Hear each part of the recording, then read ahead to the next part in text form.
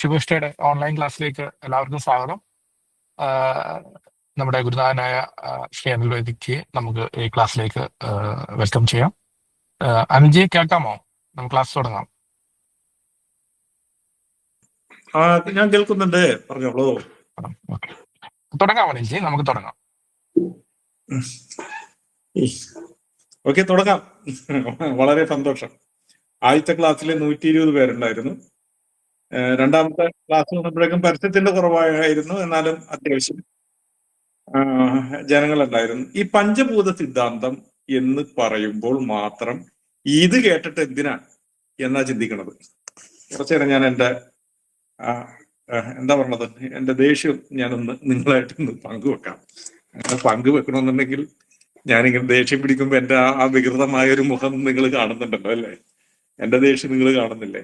ഞാൻ എൻ്റെ വോയിസ് ഒക്കെ ഞാൻ ഇങ്ങനെ പലരും നേരിട്ട് കേൾക്കുമ്പോൾ അദ്ദേഹം എന്താണ് ഇത്ര ദേഷ്യപ്പെടുന്നത്, ദേഷ്യപ്പെടുമ്പോൾ എൻ്റെ ഏകദേശം കാണുന്നില്ലേ എന്ത് മുഖമാണെന്നുള്ളത്.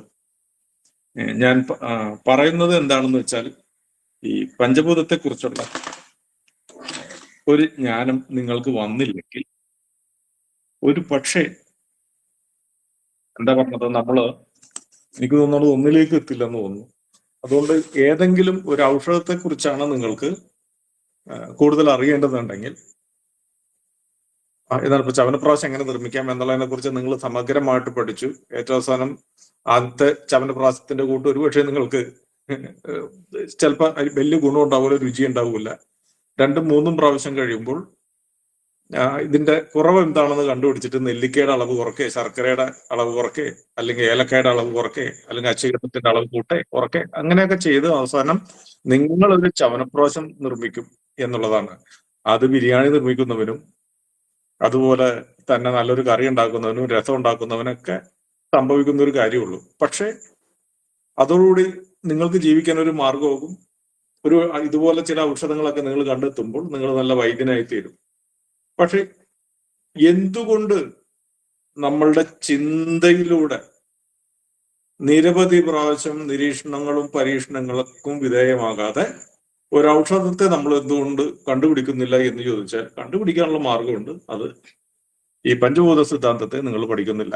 ആള് കുറഞ്ഞതിന്റെ വിഷമോ കാര്യങ്ങളോ ഒന്നും അല്ല, എങ്കിലും ഞാൻ പറഞ്ഞെന്ന് മാത്രം. ഓക്കെ, നമുക്ക് ക്ലാസ്സിലേക്ക് കിടക്കാം.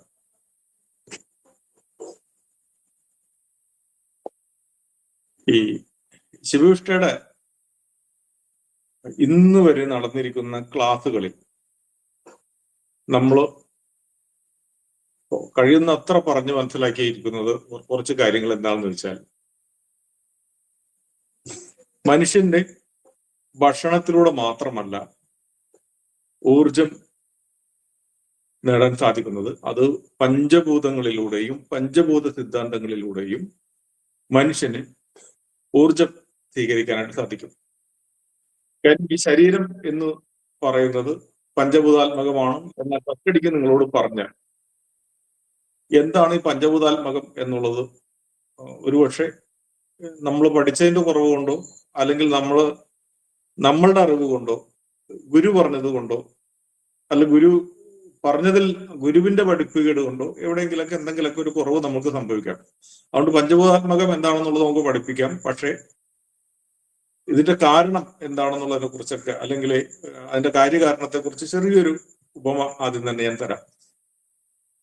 ഈ ജലം, ഭൂമി, ജീവലോകം ഒഴികെ ഈ മറ്റൊരു സ്ഥലത്തും ജീവനില്ല എന്ന് നമുക്ക് ഉറപ്പാക്കാം. കാര്യം ജലമില്ലാത്തടത്ത് ഒരിക്കലും ജീവൻ ഉണ്ടാകില്ല.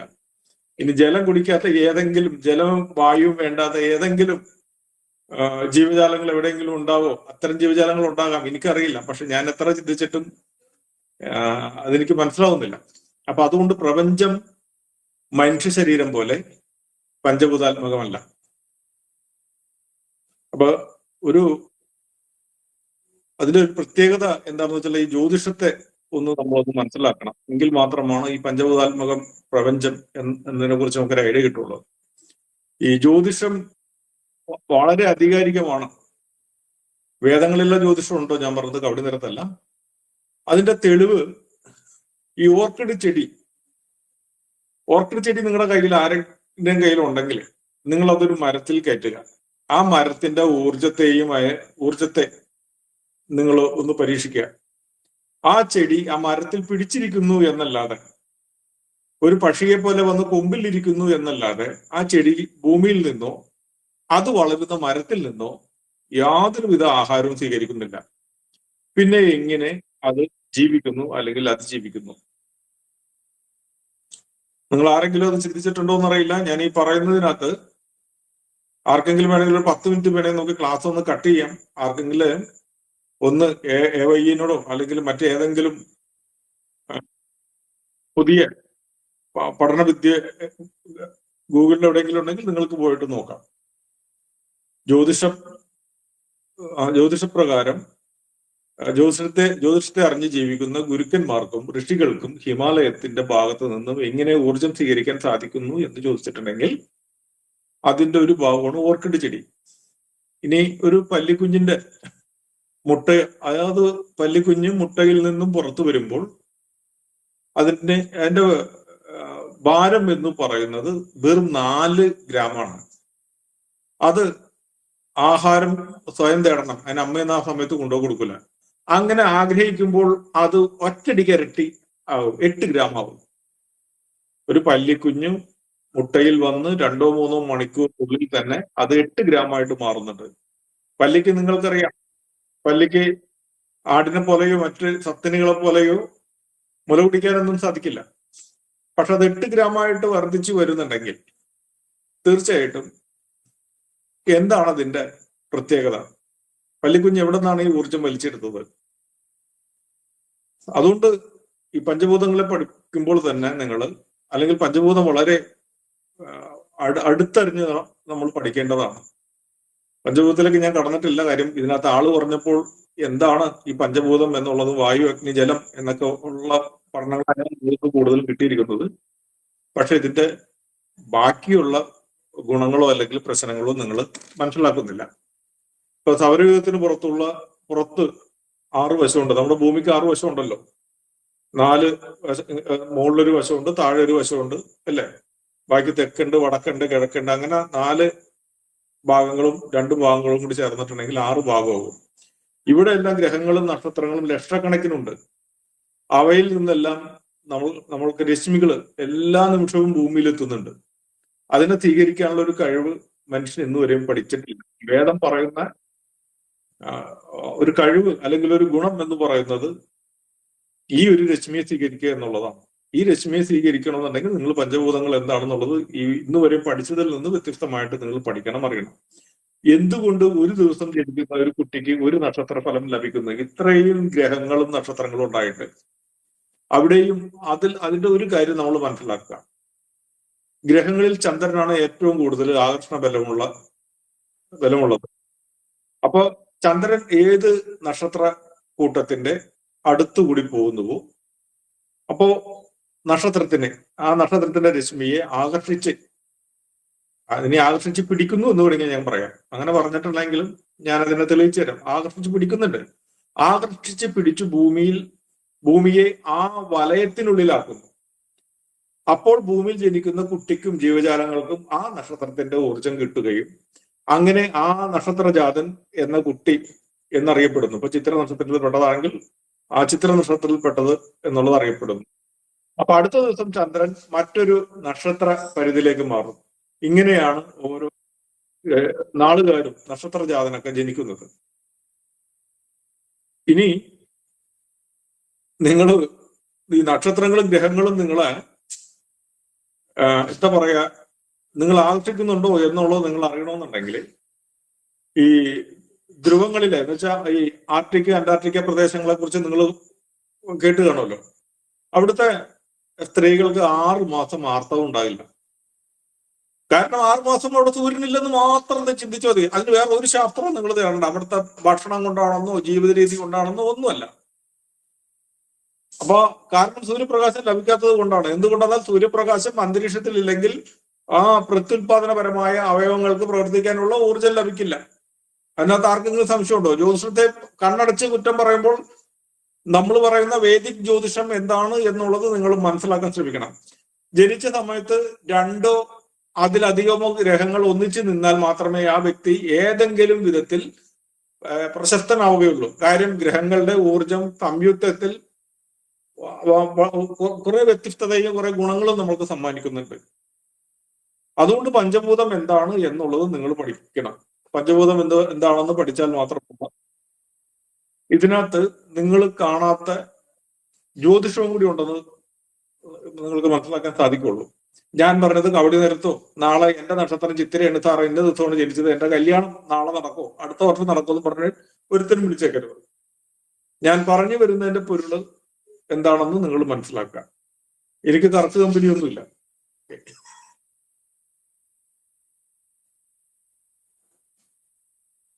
ഇനി നമ്മൾ ഒന്ന് വാദപ്പിത്ത കവസ്ഥയിലേക്ക് പോവുകയാണ്. ഇതാരെങ്കിലൊക്കെ റെക്കോർഡ് ചെയ്യുന്നുണ്ടോ? എനിക്കറിയില്ല. റെക്കോർഡാണ്. ഓക്കെ. ആദ്യം തന്നെ ഈ ഭൂതം എന്നുള്ളത് നിങ്ങൾ കേട്ടിട്ടല്ലേ? മറ്റേ എന്താണ് നമ്മളുടെ അടൂർ ബാസിയുടെ ഒരു ചോറ്റാനിക്കര അമ്മ എന്നൊരു സിനിമയിൽ ഒരു യക്ഷി വരുന്നുണ്ട് അല്ലേ? നിങ്ങൾ കേട്ട് കാണുമല്ലോ. പിന്നെ കടമറ്റത്ത് കത്തനാരിൽ ഒരു യക്ഷി വരുന്നുണ്ട്.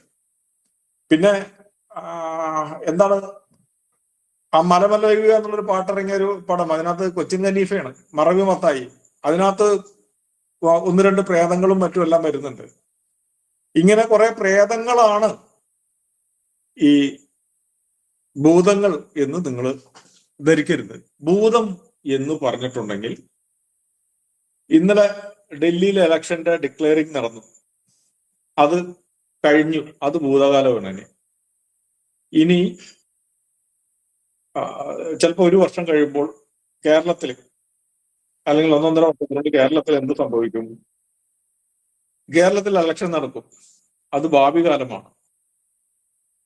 അപ്പൊ ഭൂതം എന്ന് വെച്ചാൽ മുന്നേ സംഭവിച്ചത് എന്തെല്ലാമാണോ അതെല്ലാമാണ് ഭൂതം എന്ന് വിളിക്കുന്നത്. ഭൂതം എന്ന് വെച്ചിട്ടുണ്ടെങ്കിൽ മുന്നേ എന്തെല്ലാം സംഭവിച്ചിട്ടുണ്ടോ അതെല്ലാം ഭൂതമാണ്. യക്ഷിയോ ഗന്ധർവനോ കിന്നരന്മാരോ അല്ല. പലർക്കും മനസ്സിലാകാത്ത വിധം ഭൂമി, ജലം, അഗ്നി, വായു, ആകാശം എന്നൊക്കെ പറഞ്ഞാൽ അതിലെന്തിരിക്കുന്നു എന്നുള്ള ചോദ്യം ഈ ജിജ്ഞാസുക്കളുടെ മനസ്സിൽ ഉത്തരമില്ലാതെ കിടക്കും. കാര്യം നമ്മൾ പഠിച്ച പഞ്ചഭൂത സിദ്ധാന്തം കപിലന്റെ അല്ല. പലരും എഴുതിയേക്കണത് ഏതോ ഒരു വൈദ്യൻ എഴുതിയത് പഠിച്ചു, അത് വീണ്ടും എഴുതി, അങ്ങനെ എന്തൊക്കെയോ കലവിലയായിട്ട് കിടക്കുകയാണ്. ഞാൻ മനസ്സിലാക്കിയതാണോ? അത് ഞാൻ മനസ്സിലാക്കിയത് മുഴുവൻ സത്യമെന്ന് പറയുന്നില്ല, എന്റെ വിട്ടിത്തരവും കൂടിയാണ് ഞാൻ നിങ്ങളോട് പറയുന്നത്. ഇതിനകത്ത് എന്തെങ്കിലും വിട്ടിത്തരം ഉണ്ടെങ്കിൽ നിങ്ങൾ എടുത്ത് പള്ളയിലേക്ക് കളഞ്ഞേക്കണം. ഇത് വലിയ സംഭവമായിട്ട് നിങ്ങൾ വെച്ചേക്കരുത്. അപ്പൊ ആദ്യമായി ഭൂതം എന്ന വാക്കിലെ അർത്ഥം മനസ്സിലാക്കിയേ പറ്റൂ. ഭൂതം ഭാവി, വർത്തമാനം എന്നതിൽ നിന്നും ഭൂതം എന്നാൽ മുന്നേ സംഭവിച്ചത്, അങ്ങനെ മനസ്സിലാക്കാം. അല്ലെങ്കിൽ നമ്മുടെ ജനനത്തിന് മുൻപേ എന്തെല്ലാം സംഭവിച്ചിട്ടുണ്ടോ, സംഭവിച്ച സംഭവങ്ങൾ എന്തൊക്കെയാണോ അതൊക്കെ ഭൂതമാണ്. എന്ന് വെച്ചാൽ നിങ്ങളുടെ കല്യാണം കഴിഞ്ഞത് ഭൂതകാലത്തിലാണ്, മക്കളുണ്ടായതും ഭൂതകാലത്തിലാണ്. പക്ഷെ ഇപ്പോൾ നിങ്ങൾ ഇത് കേട്ടുകൊണ്ടിരിക്കുന്നത് വർത്തമാനകാലത്തിലാണ്. ഇനി ഞാൻ പറയാൻ പോകുന്ന വാക്കുകളും ഭൂതകാലവും. അതുകൊണ്ട് പഞ്ചഭൂതം എന്ന് വെച്ചിട്ടുണ്ടെങ്കിൽ മുന്നേ സംഭവിച്ചത് എന്തൊക്കെയാണോ അതെല്ലാം ഭൂതകാലമാണ്. അപ്പൊ വീട് പണി നടക്കുമ്പോൾ ആ പ്രവർത്തനം വർത്തമാനകാലമാണ്, പണി പൂർത്തിയാകുമ്പോൾ വീട് ഭൂതകാലമാണ്. എന്ന് വെച്ചാൽ മുന്നേ ഉള്ളതാണ്. അങ്ങനെ മാത്രം അർത്ഥം ഗ്രഹിക്കാം. അതിൽ വർത്തമാനകാലത്ത് താമസിക്കാം, ഈട് നിൽക്കുമെങ്കിൽ ഭാവിയിലും താമസിക്കാം. അപ്പൊ ഭൂമി എന്ന വീട് പണ്ടെങ്ങോ പ്രകൃതി സത്തം പണി തീർത്തതാണ്. അപ്പൊ ഈ ഗ്രഹത്തിൽ ഭൂതകാല മനുഷ്യരും ജീവിച്ചിരുന്നു, ഇപ്പോൾ നമ്മളും ജീവിക്കുന്നു. അപ്പൊ ഇത് നശിക്കും. വളരെ ഭാവിയിലും ചില ജീവികൾക്കൊക്കെ ജീവിക്കാം, എന്നാലും ഭൂമി നമുക്ക് മുന്നേ ഉള്ളതാണ് അല്ലെ? അതുകൊണ്ട് പഴയത് എന്ന അർത്ഥത്തിൽ ഭൂമി ഭൂതമാണ്, പഴയതാണ്. അപ്പൊ ഭൂതത്തിന് പഴയത് എന്നുള്ളൊരു അർത്ഥം നിങ്ങൾ കൊടുക്കാൻ ശ്രമിക്കുക. ഭൂതകാലം പഴയ കാലമാണ്. അപ്പൊ സൂര്യനും ചന്ദ്രനും മുന്നേ ഉള്ളതിനാൽ ഈ ഗോളങ്ങളെല്ലാം പഴയതാണ്, ഭൂതമാണ്. ഭൂതകാലം എന്നാൽ പഴയത്, അതിന് അപ്പുറത്തേക്ക് വേറൊരർത്ഥം കൽപ്പിക്കാതിരിക്കുക. അപ്പൊ അതിന് പ്രധാനമായ ഭൂതങ്ങൾ എന്തൊക്കെയാണ്? അഗ്നി, ജലം, വായു, ആകാശം, ഭൂമി അടക്കം 5 ഭൂതങ്ങളുണ്ട്. അപ്പൊ നമ്മുടെ ജനനത്തിന് മുന്നേ ഉള്ളതിനാൽ ഈ 5 ഭൂതങ്ങളെയും കൂടി നമ്മൾ വിളിക്കുന്നതാണ് പഞ്ചഭൂതം. അപ്പോൾ സംഭവിച്ചത് എന്താണോ അത് ഭൂതമാവുന്നു. സംഭവിക്കാനുള്ളത് ഭാവി ഭൂതം, സംഭവിച്ചുകൊണ്ടിരിക്കുന്നത് വർത്തമാനകാല ഭൂതം. അപ്പൊ പണ്ടെങ്ങോട്ട് സംഭവിച്ചതെല്ലാം നടന്നതെല്ലാം ഭൂതമാവുന്നു എന്ന് വെച്ചാൽ പഞ്ചഭൂതങ്ങൾക്ക് മുന്നേ സംഭവിച്ചത് എന്ന അർത്ഥത്തിലാണ് ഭൂതം എന്ന വാക്കിനെ മനസ്സിലാക്കേണ്ടത്. അപ്പൊ നമ്മൾ ജനിക്കും മുമ്പേ പ്രപഞ്ചം ഉള്ളതിനാൽ അത് ഭൂതമാണ്. സൂര്യനും ചന്ദ്രനും നക്ഷത്ര സമൂഹങ്ങളും ഭൂമി അടക്കമുള്ള സർവ്വഗോളങ്ങളും ചരാചരങ്ങളും നമുക്ക് മുന്നേ പിറന്നതിനാൽ അതൊക്കെ ഭൂതമാണ്. ആയുസിന്റെ ശാസ്ത്രമായ ആയുർവേദ ശാസ്ത്രത്തിൽ ഇതെല്ലാം മുന്നേ ഉള്ളത് കൊണ്ട് പഞ്ചഭൂതം എന്ന് പേരിട്ട് വിളിക്കുന്നു. അത്ര മാത്രമേ ഉള്ളൂ. അപ്പൊ ഇനി കപിലമുനിയുടെ പഞ്ചഭൂത നിർബന്ധമായ ആദ്യ ജീവ കാരണത്തിലേക്ക് നമുക്കൊന്ന് പോയി നോക്കാം. ഇനി ആദ്യം തന്നെ എന്തിനെ പഠിപ്പിക്കും എന്നുള്ളത് നോക്കിയിട്ടുണ്ടെങ്കിൽ നമുക്ക് ജീവനെ കുറിച്ച് തന്നെ ആദ്യം പഠിപ്പിക്കാം. ആദ്യം തന്നെ അഗ്നിയെ കുറിച്ചോ അല്ലെങ്കിൽ മറ്റേതെങ്കിലും ഒരു ഭൂതത്തെ കുറിച്ചിട്ടുണ്ടെങ്കിൽ എനിക്ക് തോന്നുന്നു അത് ഒരു പാളിച്ച പറ്റുമോ എന്നുള്ളൊരു ഭയം എന്നിലുണ്ട്. അതുകൊണ്ട് നമുക്കൊന്ന് ജലത്തെ കുറിച്ച് ആദ്യം തന്നെ ഞാൻ മനസ്സിലാക്കിയത് ഒന്ന് പങ്കുവെക്കാം. ഭൂമിയുടെ മേൽപ്പരപ്പില് ഇങ്ങനെ സമുദ്രമായിട്ട് കാണുന്നതാണ് ജലം, അല്ലെ? അതുപോലെ ഭൂമിയുടെ പാതാളഭാഗം എന്ന് വെച്ചാൽ കുഴിച്ചങ്ങോട്ട് ചെന്നാൽ അഗ്നിയുണ്ട്. ആ ജലത്തിന് പുറമെ ഉള്ളതാണ് വായു. അപ്പൊ എല്ലാം അടങ്ങിയ ഈ ഭൂഗോളം ആകർഷണ നിമിത്തം എവിടെയാണ് സ്ഥിതി ചെയ്യുന്നതെന്ന് വെച്ചാൽ ആകാശത്തിലാണ് ഭൂമി സ്ഥിതി ചെയ്യുന്നത്. അതുകൊണ്ട് നമ്മളും ആകാശത്തിൽ സ്ഥിതി ചെയ്യുന്നു എന്ന് മനസ്സിലാക്കുക. ഏത് ആകാശത്തിലാണ്? ആകാശത്തിലെ ഭൂമിയിലാണ് നമ്മൾ സ്ഥിതി ചെയ്യുന്നത്, അല്ല ഭൂമിയിലെ ആകാശത്തിലല്ല. ആകാശത്തിൽ ഇങ്ങനെ കുറെ കടുക് വാരി എറിഞ്ഞ് അതിനെ കാറ്റ് പറത്തിക്കൊണ്ടുപോയാൽ എന്താണ്? അതിനകത്ത് ഒരു കടുക് മണിയിൽ ജീവിക്കുന്നു. അതുകൊണ്ട് ആകാശത്തിലാണ് നമ്മൾ ജീവിക്കുന്നത്. നിങ്ങളൊരു 24 മണിക്കൂർ റണ്ണിങ് ചെയ്യാൻ പറ്റിയ ഒരു വിമാനം ഉണ്ടെങ്കിൽ നിങ്ങൾ ഇവിടുന്ന് രാജ്യങ്ങൾ അനുവദിക്കുമെന്നറിയില്ല. അനുവദിക്കുകയാണെങ്കിൽ നിങ്ങളൊരു കാര്യം ചെയ്യണം, ഇന്ത്യയിൽ നിന്ന് നിങ്ങൾ ഏതെങ്കിലും ഒരു ഭാഗത്തേക്ക് പോവുക. നിങ്ങൾ കിഴക്കോട്ട് തന്നെ പോവുക. ആ കിഴക്കോട്ട് പോയിട്ടാണെങ്കിൽ നിങ്ങൾ പോന്നു കഴിഞ്ഞാൽ വീണ്ടും കൊച്ചിയിലെത്തും, അല്ലെങ്കിൽ തിരുവനന്തപുരത്തെത്തും. എന്താ അതിന്റെ കാരണം എന്ന് വെച്ചാൽ ഈ ഭൂമിയെ നിങ്ങൾക്ക് ഒന്ന് മറികടക്കാൻ പറ്റിയിട്ടുണ്ടെങ്കിൽ ഭൂമി ഉരുണ്ടതാണെന്നും അത് ആകാശത്തിലുള്ളതാണെന്നും നമ്മൾ മനസ്സിലാക്കുക. അതുകൊണ്ട് നമ്മൾ ആകാശത്തിലാണ് സ്ഥിതി ചെയ്യുന്നത്. അതിനെ ആകാശത്തേക്ക് പോകണമെന്ന് നിങ്ങൾ ചിന്തിക്കരുത്, ആകാശത്തിലാണ്. ഇനി ഈ ജലം എന്താണെന്നുള്ളതിനെ കുറിച്ച് ഒന്ന് പറയണമെന്നുണ്ടെങ്കിൽ നമ്മുടെ ഈ ഉപാസന പുസ്തകത്തിൽ നമ്മൾ ഈ ജലത്തിന്റെ ഒരു പവിത്രം കൊടുത്തിട്ടുണ്ട്. ജലം എന്താണെന്ന് അറിഞ്ഞിട്ട് മാത്രമാണ് ഈ ജലത്തെ കൂടുതൽ പഠിക്കാൻ പറ്റുള്ളൂ. കാര്യം ഈ പഞ്ചഭൂതാത്മകമായ ഈ ജലത്തിന് അത് മുന്നേ ഉള്ളതാണെങ്കിലും അതിന് അന്നും ജീവനുണ്ട്. ഇത്തിരി ജീവനല്ല, നമ്മൾ ചിന്തിക്കുന്നതിനേക്കാൾ അപ്പുറം ഒരു ജീവശക്തി അതിനകത്തുണ്ട്. കാര്യം ബോധം കെട്ട് കിടക്കുന്നവനെ വെള്ളം തളിച്ചിട്ടുണ്ടെങ്കിൽ അവൻ എഴുന്നേറ്റ് വരുന്നുണ്ടെങ്കിൽ ആ ജലത്തിൽ അടങ്ങിയിരിക്കുന്നത് മറ്റെന്തൊക്കെയാണ്, അതിനെക്കുറിച്ചൊന്ന് പഠിക്കാം. ഈ എന്താണ് ഈ ജലത്തിന്റെ ഒരു പവിത്രത എന്ന് ചോദിച്ചിട്ടുണ്ടെങ്കിൽ ഇതിന് നിങ്ങൾ ജലം കയ്യിലെടുത്തതിന് ശേഷം നിങ്ങളുടെ മനസ്സിൽ ആരോടെങ്കിലും വൈരാഗ്യം വന്നിട്ടുണ്ടെങ്കിൽ നിങ്ങൾ ദയവ് ചെയ്തിട്ട് ആ ജലം കഴിക്കരുത്. കാര്യം നിങ്ങളുടെ മനസ്സിൽ എന്താണോ അതായിട്ട് രൂപാന്തരപ്പെടാനും അതേ മനസ്സ് ആ ജലത്തിൽ വരും.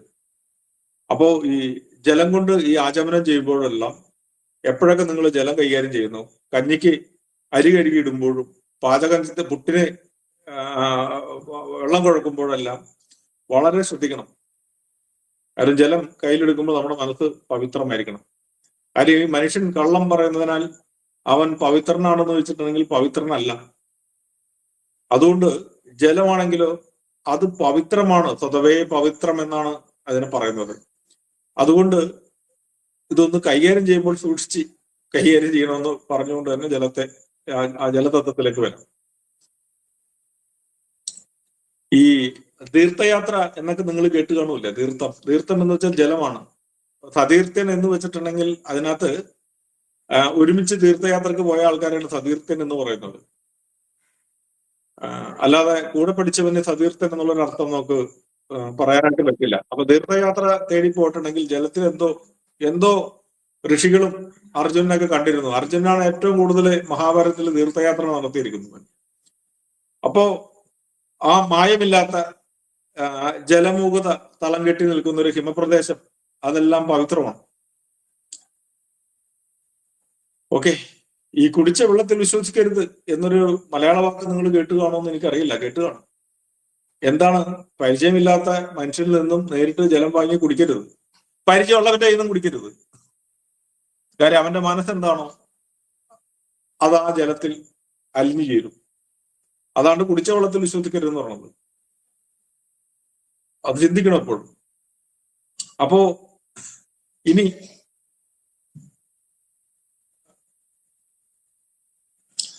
നേരത്തെ നമ്മൾ പറഞ്ഞ പോലെ ഭൂമിയുടെ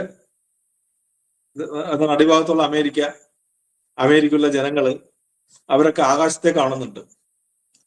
ഏഷ്യയിലെ ജനങ്ങളുടെ മുകളിലുള്ളവരും ആകാശത്തെ കാണുന്നുണ്ടെങ്കിൽ ഈ ഭൂമി ആകാശത്തിൽ തങ്ങി നിൽക്കുന്നു എന്നുള്ള ഒരു ഭാഗം കൂടി ഒന്നും കൂടി സൂചിപ്പിച്ചിട്ട് നമ്മൾക്കൊന്ന് പോകാം. കാര്യം മെസ്സേജ് വന്നിരിക്കുന്നു. അത് അങ്ങനെയാണോ എന്ന് ചോദിച്ചിട്ടുണ്ട്. ഉണ്ട്, അങ്ങനെയാണ്. അതായത് ചിന്തിക്കൂ നിങ്ങള്. ഇതിന് അമേരിക്ക ചെന്നാലും നിങ്ങൾക്ക് ആകാശം കാണും, റഷ്യ ചെന്നാൽ ആകാശം കാണും. അമേരിക്കയുടെ മുകളിൽ നിൽക്കുന്ന ഭൂമിയിലും ആകാശം കാണുന്നുണ്ടെങ്കിൽ നമ്മൾ ആകാശത്തിലാണ് ഭൂമി നിൽക്കുന്നത് എന്ന് മനസ്സിലാക്കാനായിട്ട് ഒരു ബുദ്ധിമുട്ടുമില്ല. ഈ ഭൂമിയിലുള്ള എവിടെ ആരാ വിളിച്ച് നിങ്ങൾ ചോദിച്ചാലും അവർക്ക് ആകാശം ഉണ്ടെങ്കിൽ ഭൂമി ആകാശത്തിലാണ്. ആകർഷണം കൊണ്ട് നമ്മൾ താഴെ വീഴേക്ക് പോകുന്നില്ല, അല്ലെങ്കിൽ മുകളിലേക്ക് പോകുന്നില്ല എന്ന് മാത്രം ചിന്തിക്കാം. അപ്പോ ചന്ദ്രനും സൂര്യനും ആകാശത്ത് തങ്ങി നിൽക്കുന്നു പോലെ ഭൂമിയും ആകാശത്ത് ഇങ്ങനെ തങ്ങി നിൽക്കുകയാണ്. ഇപ്പൊ ചന്ദ്രനിൽ ചെന്നിട്ടൊന്നും ഭൂമിയെ കാണാൻ മുകളിലേക്ക് തന്നെ നോക്കണം. ഭൂമിയും ചന്ദ്രനും ആകാശമാർഗ്ഗമാണെന്ന് മനസ്സിലാക്കണം. ഭൂമി താഴെയും ബാക്കിയുള്ള ഗ്രഹങ്ങൾ മുകളിലെ ആകാശത്തിലുമാണെന്ന് ആരും ധരിക്കരുത്. ഭൂമിയും നമ്മളും ആകാശത്തിൽ തന്നെയാണ്. ആകാശത്തിലെ ഭൂമിയിൽ ജീവിക്കുന്നവരാണ് മനുഷ്യർ. ആകാശവാസികളായ മനുഷ്യരാണ് നമ്മളെല്ലാം. ഇതല്ലാതെ വേറെ എവിടെയെങ്കിലൊക്കെ സ്വർഗം ഉണ്ടെന്നൊക്കെ പറഞ്ഞ് 7ാം ആകാശത്തിൽ പോയിട്ട് സ്വർഗം കാണുമെന്നൊക്കെ പറഞ്ഞാലൊന്നും നടക്കില്ല. അതൊക്കെ വെറുതെ. കാര്യം നമ്മൾ തന്നെ ആകാശത്തിലാണ്. അപ്പൊ ആകാശവും അതിലെ സർവ്വഗോളങ്ങളെയും ഭൂതങ്ങൾ എന്ന് വിളിക്കുന്നു. പ്രധാനപ്പെട്ട ഭൂതങ്ങൾ അഞ്ചെണ്ണമാണ് നമ്മൾ മുകളിൽ പറഞ്ഞു കഴിഞ്ഞു. ഇപ്പൊ ലോകം പ്രധാനപ്പെട്ട 5 ഭൂതങ്ങൾ കൊണ്ട് നിർമ്മിതമായതുകൊണ്ടാണ് അതിനെ പഞ്ചഭൂതങ്ങൾ എന്ന് പൊതുവെ നമ്മൾ വിളിക്കുന്നതും പ്രപഞ്ചം എന്ന് വിളിക്കാനുള്ള ഒരു കാരണം എന്നൊക്കെ നിങ്ങൾ ഫേസ്ബുക്കിലും വാട്സാപ്പിലൊക്കെ 100 പ്രാവശ്യം പറഞ്ഞിട്ടുണ്ടാവും. എങ്കിലും ഞാനൊന്ന് ഓർമ്മിച്ചു എന്ന് മാത്രമേ ഉള്ളൂ. അപ്പൊ ഈ മനുഷ്യ ശരീരം അനേക കോശങ്ങളാൽ നിർമ്മിതമായിരിക്കുന്നത് പോലെ തന്നെ പ്രപഞ്ച ശരീരം അനേക ഗോളങ്ങളാൽ നിർമ്മിതമാണ്. സൂര്യനും ചന്ദ്രനും ഭൂമിയും ഈശ്വരന്റെ ശരീരത്തിലെ വളരെ ചെറിയ കോശങ്ങൾ ആയി ജീവിക്കുന്നു. അല്ലെങ്കിൽ അതങ്ങനെ നമ്മൾ മനസ്സിലാക്കാൻ, ആ കോശങ്ങളിലെ പുഴുക്കളാണ് നമ്മൾ മനുഷ്യർ. പ്രപഞ്ചത്തിലെ എല്ലാ ഗോളങ്ങളുടെയും തന്മാത്ര അംശമാണ് മനുഷ്യ ശരീരം. എല്ലാ ഗോളങ്ങളുടെയും തന്മാത്ര അംശമാണ് നമ്മളുടെ മനുഷ്യ ശരീരം. അപ്പൊ നമ്മുടെ ശരീരത്തിലെ എണ്ണിയാൽ ഒടുങ്ങാത്ത കോശങ്ങൾ പോലെ ഗ്രഹങ്ങളെ ഈശ്വര ശരീരത്തിലെ കോശങ്ങളായിട്ടൊന്ന് കണക്കിലെടുക്കും. മനുഷ്യ ശരീരം കോശങ്ങൾ കൊണ്ടും കോശങ്ങളെ സൂക്ഷ്മ തന്മാത്ര കൊണ്ടും രൂപീകരിച്ച പോലെ ഗോളങ്ങൾ അനേക സൂക്ഷ്മ തന്മാത്രകൾ കൊണ്ടും നിർമ്മിതമാണ്. അപ്പോൾ എണ്ണിയാൽ ഒടുങ്ങാത്ത അനേക രസ തന്മാത്രകളാണ് ഗോളങ്ങൾ. അനേക രസങ്ങളാണ് നമ്മള്. ഒരു രസമില്ലടാ എന്നൊക്കെ നമ്മൾ പറയാറില്ലേ? ഒരു രസമില്ലെന്ന്. എന്താ രസമില്ലാത്ത? ഏതോ രസം നമ്മുടെ ശരീരത്തിൽ കുറഞ്ഞിട്ടുണ്ട്. അതാണ് ഒരു രസമില്ലാതൊക്കെ പലർക്കും പോകുന്നത്. വേദങ്ങളിൽ ആംഗിരസം ഉണ്ട്, നിങ്ങൾ കേട്ടിട്ടുണ്ടോ?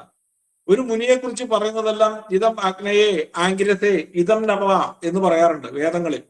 ആംഗിരസ് അതൊരു രസമാണ്. ദീർഘതമസ്സെന്ന അനന്തമായ ഇരുട്ടിൽ നിന്നും അങ്കിരസവും അത്തരം രസങ്ങളിൽ നിന്ന് ജീവന് കാരണമായ ജാതവേദസ്സും ഉണ്ടായി എന്നാണ് വേദങ്ങൾ പറയുന്നത്. നമുക്ക് അതിനകത്തേക്ക് കിടക്കാം, പിന്നീടാകട്ടെ. ഋഗ് എന്നാൽ എന്താണ്? ഹനനം എന്നാണ് അതിന്റെ അർത്ഥം. അപ്പൊ പ്രകൃതിയുടെ ഹനനം കൊണ്ട് ജീവനെ കണ്ടെത്തുന്ന മന്ത്രങ്ങളാണ് ഈ ഋഗ്വേദത്തിലുള്ളത്. അതുപോലെ നമുക്കൊന്ന് കുഴിച്ചു പോയിട്ടുണ്ടെങ്കിൽ എന്തെങ്കിലുമൊക്കെ നമുക്ക് കിട്ടുമെന്ന് നോക്കാം. അപ്പൊ അത് അറിവിന്റെ ഹനനമാണ്. അതിനെ മന്ത്രരൂപത്തിൽ രചിച്ചു കഴിഞ്ഞതിന് ശേഷം നമ്മൾക്ക് സമ്മാനിച്ച മന്ത്രവരികളെ നമ്മളൊന്ന് ആസ്വദിക്കാനായിട്ടൊരു ശ്രമം ഒന്ന് നടത്തുക. അപ്പൊ പ്രപഞ്ചത്തിലെ ഏതൊരു വസ്തുവും തന്മാത്ര രൂപത്തിൽ എല്ലാവരുടെയും ശരീരത്തിൽ കാണപ്പെടുന്നു. ആയതിനാൽ പഞ്ച തന്മാത്ര രൂപമുള്ള ഭൂതങ്ങളെ കണ്ണുകൾക്ക് കാണുവാൻ സാധിക്കില്ല. അതിനാൽ അന്വേഷണം എന്ന ഋഗ്വേദം കൂടിയേ തീരൂ. അപ്പോൾ മാത്രമാണ് വേദങ്ങളിലെ ഋഗ്വേദം എന്ന ഹനനത്തെ നമ്മൾക്ക് കാണിക്കാൻ അല്ലെങ്കിൽ കാണാൻ സാധിക്കുള്ളൂ. അങ്ങനെ ഹനനം ചെയ്യുമ്പോൾ ഭൂതങ്ങൾ വെറും 5 മാത്രമല്ല, സൂക്ഷ്മഭൂതങ്ങൾ എന്ന 5 തന്മാത്രകളും ചേർന്ന നിർമ്മിതിയാണ് ശരീരം. അപ്പോൾ 10 വന്നു. അതൊക്കെ നമുക്ക് പഠിക്കാം. ഞാനൊരു സൂചന തരട്ടായി തന്നെ. അഗ്നിയിൽ തന്നെ ഇരുമ്പിനെ ഉരുക്കുന്ന കടുത്ത അഗ്നി ഉള്ളതിനാൽ മന്ദാഗ്നിയും കടുത്ത അഗ്നിയും ഉണ്ട്. അപ്പൊ ജലത്തിൽ തന്നെ ഉപ്പുള്ളതും കൊഴുപ്പുള്ളതും സുതാര്യമായ ജലവും ഉള്ളതിനാൽ ജലം തന്നെ വിവിധ രൂപമാണ്. അതിനകത്ത് ആർക്കെങ്കിലും സംശയമില്ലല്ലോ. അപ്പൊ അങ്ങനെ പറയുമ്പോൾ ഭൂതങ്ങൾ 10 ആകുന്നു. ഇനിയും ഏറെ ഭൂതങ്ങളെ പഠിക്കേണ്ടിയിരിക്കുന്നു. അപ്പൊ അതിലെ ഗുണങ്ങൾ സൂര്യനിലെ അഗ്നിയാലും ആകാശമാർഗത്തിലെ വായുവിനാലും ഭൂമിയിലെ ജലത്തിലായാലും ഗോളങ്ങളുടെ രശ്മികളാലും ലയിച്ചു ചേർന്നതിനാൽ നമ്മളും പ്രകൃതിയും പഞ്ചഭൂതങ്ങളിൽ ലയിച്ച രസ നിർമ്മിതിയാണ്. അല്ലെങ്കിൽ സൂക്ഷ്മ തന്മാത്രകളും ചേർന്ന നിർമ്മിതിയാണ് ഈ മനുഷ്യ ശരീരം. അതുകൊണ്ടാണ് പുരുഷസൂക്തത്തിലെ വരികളിൽ രസങ്ങളെ കുറിച്ച് പറയുന്നുണ്ട്. അഭ്യസംബോധ പ്രതിവൈ രസ ആച്ച എന്ന് പറഞ്ഞു തുടങ്ങുന്നത്. വിശ്വകർമ്മണ സമവർത്തനാഗ്രേ തത്യതൃഷ്ടാവിധദ്രൂപമേതി, അങ്ങനെ പറയുന്ന ഒരു മന്ത്രമുണ്ട്. അപ്പോൾ ഈ വാദം പിത്തം കഫം എന്നൊക്കെ പറയുന്നത് എന്താണെന്നുള്ളത് ഞാൻ ആ ഭാഗത്തേക്ക് വരാട്ടോ, നിങ്ങൾ എഴുതി ചോദിക്കല്ലേ. വാദം പിത്തം കഫം എന്നൊക്കെ പറയുന്നത് അത് പഞ്ചതന്മാത്രയുടെ ഏറ്റക്കുറിച്ചുകൾ കൊണ്ട് സംഭവിക്കുന്ന ദോഷങ്ങളാണ് അല്ലെങ്കിൽ ഗുണങ്ങളാണ്. ഗുണങ്ങളാണ് എന്ന് പറയുമ്പോൾ ഗുണങ്ങളും ദോഷങ്ങളും ഉള്ളത് പറയാം. എന്നുവെച്ചാൽ ഒരു വാഹനത്തിൽ നിറയ്ക്കാവുന്ന ഇന്ധനത്തിൽ ഒരു കണക്കുണ്ട്. അതിൽ കൂടുതൽ നിറയ്ക്കാൻ സാധിക്കില്ല. ഇനി വാഹനത്തിലും വലിയ ഇന്ധന ടാങ്ക് ഉണ്ടായാലും 100 കൊല്ലത്തേക്കുള്ള ഇന്ധനക്ഷമത ഉണ്ടായാലും എഞ്ചിൻ ഒരു നിശ്ചിത സമയം വരെ തുടർച്ചയായി പ്രവർത്തിക്കുള്ളൂ. അതുകൊണ്ട് ഇന്ധനം കൂടിയിട്ട് കാര്യമില്ല. തുടർച്ചയായുള്ള പ്രവർത്തനം ഓയിൽ കത്തി ദൂഷിക്കും. അതോടെ വാഹനം രോഗിയാവും. അപ്പൊ അതിലെ ഓയിലിനും ഒക്കെ ഒരു പരിമിതിയുണ്ട്. വളരെ കുറവെങ്കിൽ അത് വഴിയിൽ കിടക്കും. ശുദ്ധി ഇല്ലാതായാൽ ദുഷിക്കൽ ആരംഭിക്കും. ശരീരത്തിലും ആവശ്യമായതേ വേണ്ടതുള്ളൂ. ഇന്ധനം തീരാറായി എന്നുള്ള ബീപ് ശബ്ദത്തിനുള്ള മുന്നറിയിപ്പുകൾ പോലെ വിശപ്പ്, ദാഹം എന്നിവ ശരീരം നമ്മളെ പല വികാരങ്ങളും അറിയിപ്പിക്കും അല്ലെങ്കിൽ തോന്നിപ്പിക്കും. അപ്പോ നിലനിൽപ്പിന് മിതമായതേ ആവശ്യമുള്ളൂ. അതിനെ പദ്യം എന്ന് വിളിക്കുന്നു. എപ്പോഴാണോ മനുഷ്യൻ പദ്യം എന്ന പാത തെറ്റിക്കുന്നത് അപ്പോൾ വാത പിത്ത കഫ ദോഷങ്ങൾ ഉണ്ടാവുന്നു, രോഗിയാവുന്നു, ശരീരത്തിന് നാശം സംഭവിക്കുന്നു. അപ്പൊ ഏതൊരു സൃഷ്ടിക്കും നാശമുണ്ട്. അതുകൊണ്ട് സൃഷ്ടികളൊന്നും ഈശ്വരനല്ല, നാശം ഈശ്വരനില്ല. ഭൂമി നശിക്കും, സൂര്യനും ചന്ദ്രനും ഒക്കെ നശിക്കുന്നുണ്ടെങ്കിൽ അതിനൊക്കെ ഈശ്വരനായിട്ട് നിങ്ങൾ കാണണ്ട. അതിനൊക്കെ നാശമുണ്ട്. ഈശ്വരന് നാശം ഉണ്ടെന്ന് പറയുകയാണെങ്കിൽ സൂര്യന് നാശം ഉള്ളതുകൊണ്ട് നിങ്ങൾ സൂര്യനെ നോക്കി വെറുതെ ഒന്നും പ്രാർത്ഥിക്കരുത്. അതൊക്കെ ഈശ്വരന്റെ സൃഷ്ടിയാണ്. അപ്പൊ യാതൊന്ന് സൃഷ്ടിക്കപ്പെടുന്നുണ്ടോ അതിനൊക്കെ നാശമുണ്ട്, മരണമുണ്ട്, അല്ലെങ്കിൽ അഭ്രഭ്രംശമുണ്ട്. എല്ലാ ജീവനും മരണത്തെ നേരിടുന്നതിനാൽ ദുഃഖം എന്നത് സുനിശ്ചിതമാണ്. അപ്പൊ മരണം അനിശ്ചിതമല്ലാത്തതിനാൽ സത്യത്തെ അറിഞ്ഞാൽ മരണം എന്ന ഒരു ദുഃഖത്തെ നേരിടേണ്ടി വരില്ല. അപ്പൊ ആ സത്യാന്വേഷണം പൂർണ്ണമാകണമെങ്കിൽ അന്വേഷിച്ചു കണ്ടെത്തി നീ തന്നെ സത്യമായി തീരണം. അപ്പൊ ആ പഞ്ചേന്ദ്രിയങ്ങൾ കൊണ്ട് പ്രപഞ്ച സത്യത്തെ കണ്ടുപിടിക്കാൻ സാധാരണ ചിന്തകൾ കൊണ്ട് സാധിക്കുമോ എന്ന് ചോദിച്ചാൽ സാധിക്കും. അതിനകത്തേക്കാണ് നമ്മൾ വരുന്നത്. സാധിക്കില്ല എന്നൊന്നും പറയുന്നില്ല. അപ്പൊ അത് ഉപാസകൻ അത് കണ്ടുപിടിക്കുന്നു. മർമ്മം അറിയുന്ന ചികിത്സകനെ പോലെ. എങ്ങനെയാണ്? മർമ്മം അറിയുന്ന ഒരു ചികിത്സകനെ പോലെ അന്വേഷിച്ചാൽ നമുക്കത് കണ്ടെത്താൻ സാധിക്കും. അപ്പൊ ആ സന്തുലിത വസ്തു ഉണ്ടായാലേ ശരീരം നിലനിൽക്കൂ. അതാണ് വാദം, പിത്തം, കഫം. അപ്പൊ ഇതിനെ 3 പിടിപ്പേരുള്ള ത്രിദോഷങ്ങൾ എന്ന് പൊതുവെ ആയുർവേദം വിളിക്കുന്നു.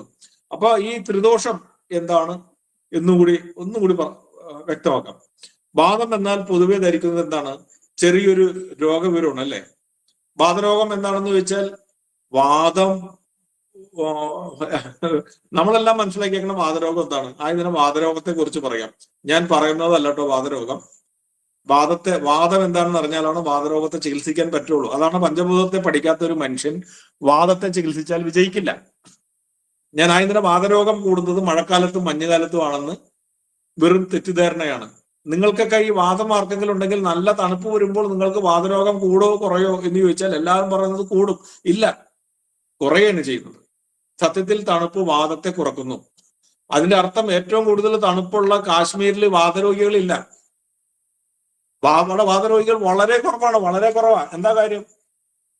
തണുപ്പുണ്ടെങ്കിൽ വാതരോഗം ഉണ്ടാകില്ല. അതെന്ന് വെച്ചാൽ വാദം എന്താണെന്നുള്ളത് ഇപ്പോഴും മനസ്സിലായിട്ടില്ല. വാദം എന്ന് പറഞ്ഞാൽ രക്തത്തെ തള്ളാനുള്ള ശരീരത്തിന്റെ മർദ്ദത്തിന്റെ കുറവ് കൊണ്ടാണ് നമുക്ക് വാദം ഉണ്ടാവുന്നത്. മഞ്ഞുകാലത്ത് ശരീരത്തിന് ഈ മർദ്ദത്തെ കൂടുതൽ ഉൽപ്പാദിപ്പിക്കാൻ കഴിയുന്നത് കൊണ്ട് അടഞ്ഞു പോകുന്ന ചെറിയ ഞരമ്പുകളിലൂടെ രക്തം പാസ് ചെയ്യുമ്പോൾ ഏറെ നേരം അടഞ്ഞു കിടന്നതുകൊണ്ട് ഉണങ്ങി വരേണ്ട ഒരു പ്രദേശത്തുകൂടി കുറച്ച് ജലം ഒഴിയാൽ എന്ത് സംഭവിക്കും? അതേ അവസ്ഥ തന്നെ നമ്മുടെ ശരീരത്തിലും സംഭവിക്കും. ഇതാണ് നമുക്ക് ഈ വേദന ഉണ്ടാകാനുള്ള ഒരു കാരണം. എന്ന് വെച്ചാൽ ഗ്യാസ് സിലിണ്ടറിൽ നിന്നും ട്യൂബിലൂടെ ഗ്യാസ് പോകുമ്പോൾ കുറെ വാതകം സിലിണ്ടറിന് താഴെ അടിക്കും. അത് പെട്രോൾ രൂപം വിട്ട് കൊഴുത്ത ഒന്നായി മാറും. ഗ്യാസ് സിലിണ്ടറിൽ ആരെങ്കിലൊക്കെ ജോലി ചെയ്യുന്നുണ്ടെങ്കിൽ നിങ്ങൾക്കത് ഞാൻ ഈ പറയുന്ന കാര്യങ്ങൾ മനസ്സിലാകും. ക്രമേണ ആ അടിഞ്ഞു കൂടിയ ആ ദ്രാവകം അത് ട്യൂബിലേക്ക് കയറി തടസ്സമുണ്ടാക്കും. പിന്നീട് ഗ്യാസ് ലഭിക്കാതെ തടസ്സം ഉണ്ടാക്കും.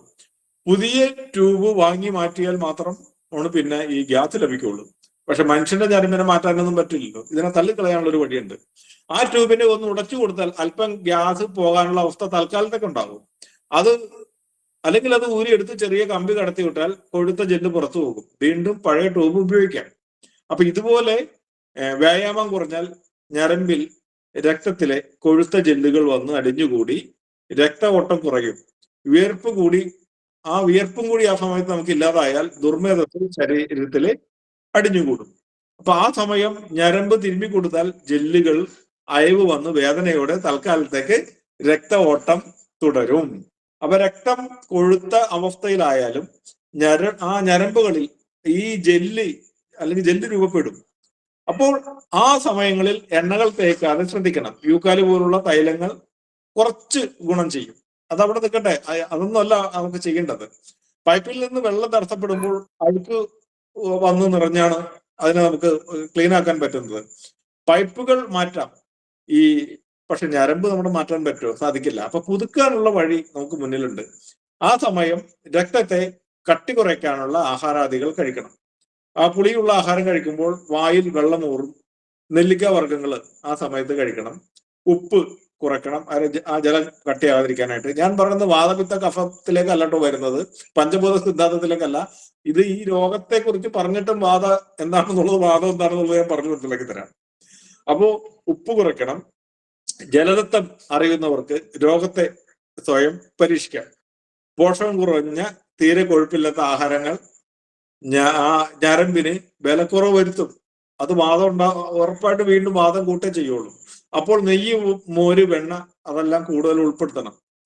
തണുപ്പ് വാദത്തെ കുറയ്ക്കുന്നതിനാൽ മഴക്കാലം ചികിത്സക്കായിട്ട് തിരഞ്ഞെടുക്കുക. ഹിമാലയത്തിലെ താപസികളുടെ യോഗയും പ്രാണായാമവും ഞാനൊന്ന് ഓർമ്മപ്പെടുത്തുന്നത് മാത്രം. അപ്പൊ പലതരം വാദങ്ങളുണ്ട്. ജലവും വായുവും ദുഷിക്കുന്ന അവസ്ഥയിൽ നിന്നാണ് ഈ രോഗങ്ങൾ ഉണ്ടാവുന്നത്. വായുവിന്റെ ആ വാതക രൂപത്തെ വാദം എന്ന് നിങ്ങൾ വിളിക്കുക. വായുവിന്റെ വാതക രൂപമാണ്.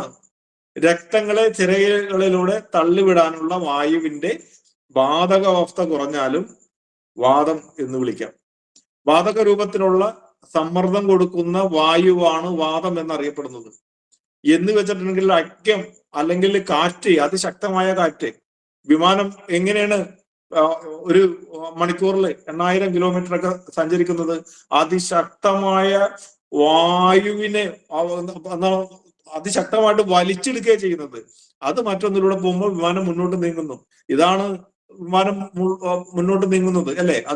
അതിനകത്ത് ആ വാതകമാണ് അവിടെ പ്രവർത്തിക്കുന്നത്. അപ്പൊ മലത്തെ തള്ളുന്നത് ഈ വാതകവായു ആകുന്നു.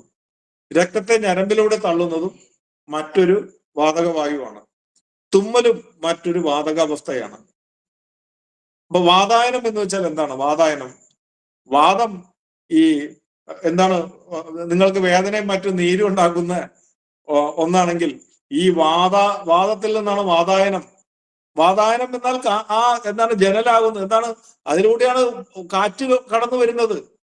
അതുകൊണ്ട് കാറ്റാണ് വാദം. അതൊന്ന് മനസ്സിലാക്കൂ.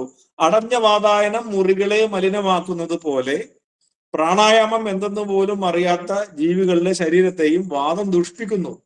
അപ്പൊ മഹാഭാരതത്തിൽ വായുപുത്രനായ ഒരു ഭീമന്റെ പേര് വാതായന എന്ന് വിളിക്കുന്നുണ്ട്. എന്താ വാതായനം എന്ന് വിളിക്കാനുള്ള കാരണം? അദ്ദേഹം അല്ലേ ആ കാറ്റിന്റെ എന്താണ്, അതെ, വായുവിന്റെ പുത്രനാണ്, വായുപുത്രനാണ്. വാദത്തെ തോൽപ്പിച്ച ഭീമന് നല്ല ശരീരം ഉണ്ടായിരുന്നു. ആ യുധിഷ്ഠിരനേക്കാൾ ബുദ്ധിയും അർജുനേക്കാൾ മികവും ഒക്കെ മഹാഭാരത കാലത്തിൽ ആ മനുഷ്യന് നമ്മൾ കാണാൻ അല്ലെങ്കിൽ വായിച്ചറിയാനായിട്ട് പറ്റുന്നുണ്ട്. അപ്പൊ ആ ത്രിദോഷ സിദ്ധാന്തം എന്ന വാദത്തെയും പിത്തത്തെയും കഫത്തെയും ഇനി ഒന്ന് മനസ്സിലാക്കാൻ. ഇപ്പൊ മുകളിൽ പറഞ്ഞതെല്ലാം വാതരോഗത്തെ കുറിച്ചുള്ള ഒരു ഭാഗമാണ്. ഇവയൊക്കെ ത്രിദോഷങ്ങളാണെന്നും അല്ലെങ്കിൽ 3 ദോഷങ്ങളാണെന്നും ഒന്നാം ഭാഗത്തിൽ നമ്മൾ പറഞ്ഞിട്ടുണ്ട്. അപ്പൊ പൊതുവെ ഇതൊന്നും 3 ദോഷങ്ങളല്ല, 1 ദോഷമല്ല 3 ദോഷമല്ല. ദുഷിക്കൽ എന്ന ക്രിയ ഉണ്ടാവുമ്പോഴാണ് ദോഷങ്ങൾ ഉണ്ടാവുന്നത്. അതുകൊണ്ടാണ് ത്രിദോഷം. ഇതിന് 3നും ദുഷിക്കൽ എന്ന ക്രിയ വരും. ഉദാഹരണമായി അമിതമായി ആഹാരം കഴിച്ചാൽ ദഹിക്കാതെ ജീർണിക്കും, ദുർഗന്ധവായു രൂപപ്പെടും, ചലനമില്ലാതെ ചലനമില്ലാത്ത കിണറിലുള്ള വായു ദുഷിക്കുമല്ലോ. അപ്പൊ അതിലിറങ്ങുന്നവൻ മരിക്കുന്നതും നമ്മൾക്കെല്ലാം അറിവുള്ളതാണ്. നമ്മുടെ മനോരമ മാതൃഭൂമിയൊക്കെ അത് രേഖപ്പെടുത്താറുണ്ട്. അപ്പൊ ഇതിനെ ദുഷിക്കലെന്നോ ദോഷങ്ങളെന്നോ പറയാം. ഇതേ അവസ്ഥ തന്നെ നമ്മളുടെ ശരീരത്തിലും അനക്കമില്ലാതിരുന്നാൽ വായു ദുഷിക്കും അവിടുത്തെ. അതുകൊണ്ടാണ് പ്രാണായാമം സൂര്യനമസ്കാരമൊക്കെ ചെയ്യണമെന്ന് പറയാനുള്ളൊരു കാരണം. അപ്പൊ കഴിയുന്നതും പ്രാണായാമം ചെയ്യൂ. കണ്ണടച്ച് ചുമ്മാ ഇരുന്നാൽ മതി, ശ്വസനം താനേ നടന്നോട്ടെ. ആ ഭാഗം നിങ്ങൾ ശ്രദ്ധിക്കുകയേ വേണ്ട. മൂക്കടച്ചൊന്നും പിടിക്കണ്ട. നിങ്ങളുടെ സങ്കല്പത്തിലുള്ള ഈശ്വര രൂപം, ഭാവന, ഇതൊക്കെ ഓർത്തുകൊണ്ട് കണ്ണടച്ചിരിക്കുക. അപ്പൊ ഈശ്വര ചിന്ത വേണമെന്ന് എനിക്കൊരു നിർബന്ധമില്ല. എങ്കിലും കണ്ണടച്ച് മനസ്സുകൊണ്ടൊന്ന് പുഞ്ചിരിക്കാൻ ശ്രമിക്കുക. ആ പുഞ്ചിരിക്കുമ്പോൾ നിങ്ങളുടെ മുഖത്തൊരു ഈശ്വരൻ വരും. അപ്പൊ ഈ ക്രിയ നമ്മളുടെ മസ്തിഷ്കത്തിലേക്കോ ഊർജ്ജതലത്തിലേക്കോ അല്ലെങ്കിൽ അങ്ങോട്ട് എവിടെയെല്ലാം രക്തത്തെ എത്തിക്കാൻ പറ്റും. കാര്യം എന്താണ്? നമ്മൾ ഇവിടെ വാദമാണ് സ്വീകരിക്കുന്നത്. പ്രാണായാമം വഴി നമ്മൾ സ്വീകരിക്കുന്നത് വാദമാണ്. വാദം എന്ന് വെച്ചാൽ എന്താണ്? കാറ്റ്. അപ്പൊ ഈ കാറ്റുകളുടെ തള്ളിച്ച ഇല്ലാതാവുമ്പോഴാണ് രോഗങ്ങൾ ഉണ്ടാവുന്നത്. വാദം ശരീരത്തിൽ പ്രവർത്തിക്കാതിരുന്നാൽ രക്തോട്ടം നിലച്ചു പോകും. പിന്നെയാണ് കടുത്ത മലബന്ധം വരും, യൂറിൻ പോകില്ല, വിയർപ്പ് പോലും ഉണ്ടാകില്ല. കാര്യം ഇതിനെയൊക്കെ തള്ളണമെന്നുണ്ടെങ്കിൽ മർദ്ദം വേണം. മർദ്ദത്തെയാണ് വായു എന്ന് പറയുന്നത്. ആ വായുവിനെയാണ് വാദം എന്ന് പറയുന്നത്. പലതരം വാക്കുകളുണ്ടെന്ന് മാത്രമേ ഉള്ളൂ. അതുകൊണ്ട് ഈ ഋതുക്കളെ അറിയുന്ന ഒരു മനുഷ്യനിലേക്ക് എന്താണ് നമ്മളുടെ ഗ്രൂപ്പ് അംഗങ്ങൾ, ജുഡീഷ്യൽ അംഗങ്ങളെല്ലാം ഒന്ന് യാത്ര പോകണം എന്നാണ് എനിക്ക് പറയാനുള്ളത്. ഒരു മാസത്തില് നമ്മുടെ ഗ്രൂപ്പിൽ പറഞ്ഞേക്കുന്ന ഒരു കാര്യമുണ്ട്. അതൊന്നും ഇവിടെ ഒന്ന് പറയേണ്ട ഒരു ഗതികേട് വരുന്നതുകൊണ്ട് പറയുന്നതാണ്. ആ ഋതുക്കൾ അറിയുന്ന മനുഷ്യരിലേക്ക് ഒരു യാത്ര ചെയ്യാന്ന് പറഞ്ഞുകൊണ്ട് മാത്രം ഞാനിത് പറയുന്നതാണ്. നമ്മളുടെ ഈ ത്വക്കിനും ശരീരത്തിന് അല്ലെങ്കിൽ എല്ലുകൾക്ക്, കരളിന്, കണ്ണുകൾക്കൊക്കെ കുറെ ഗുണങ്ങളുണ്ട്.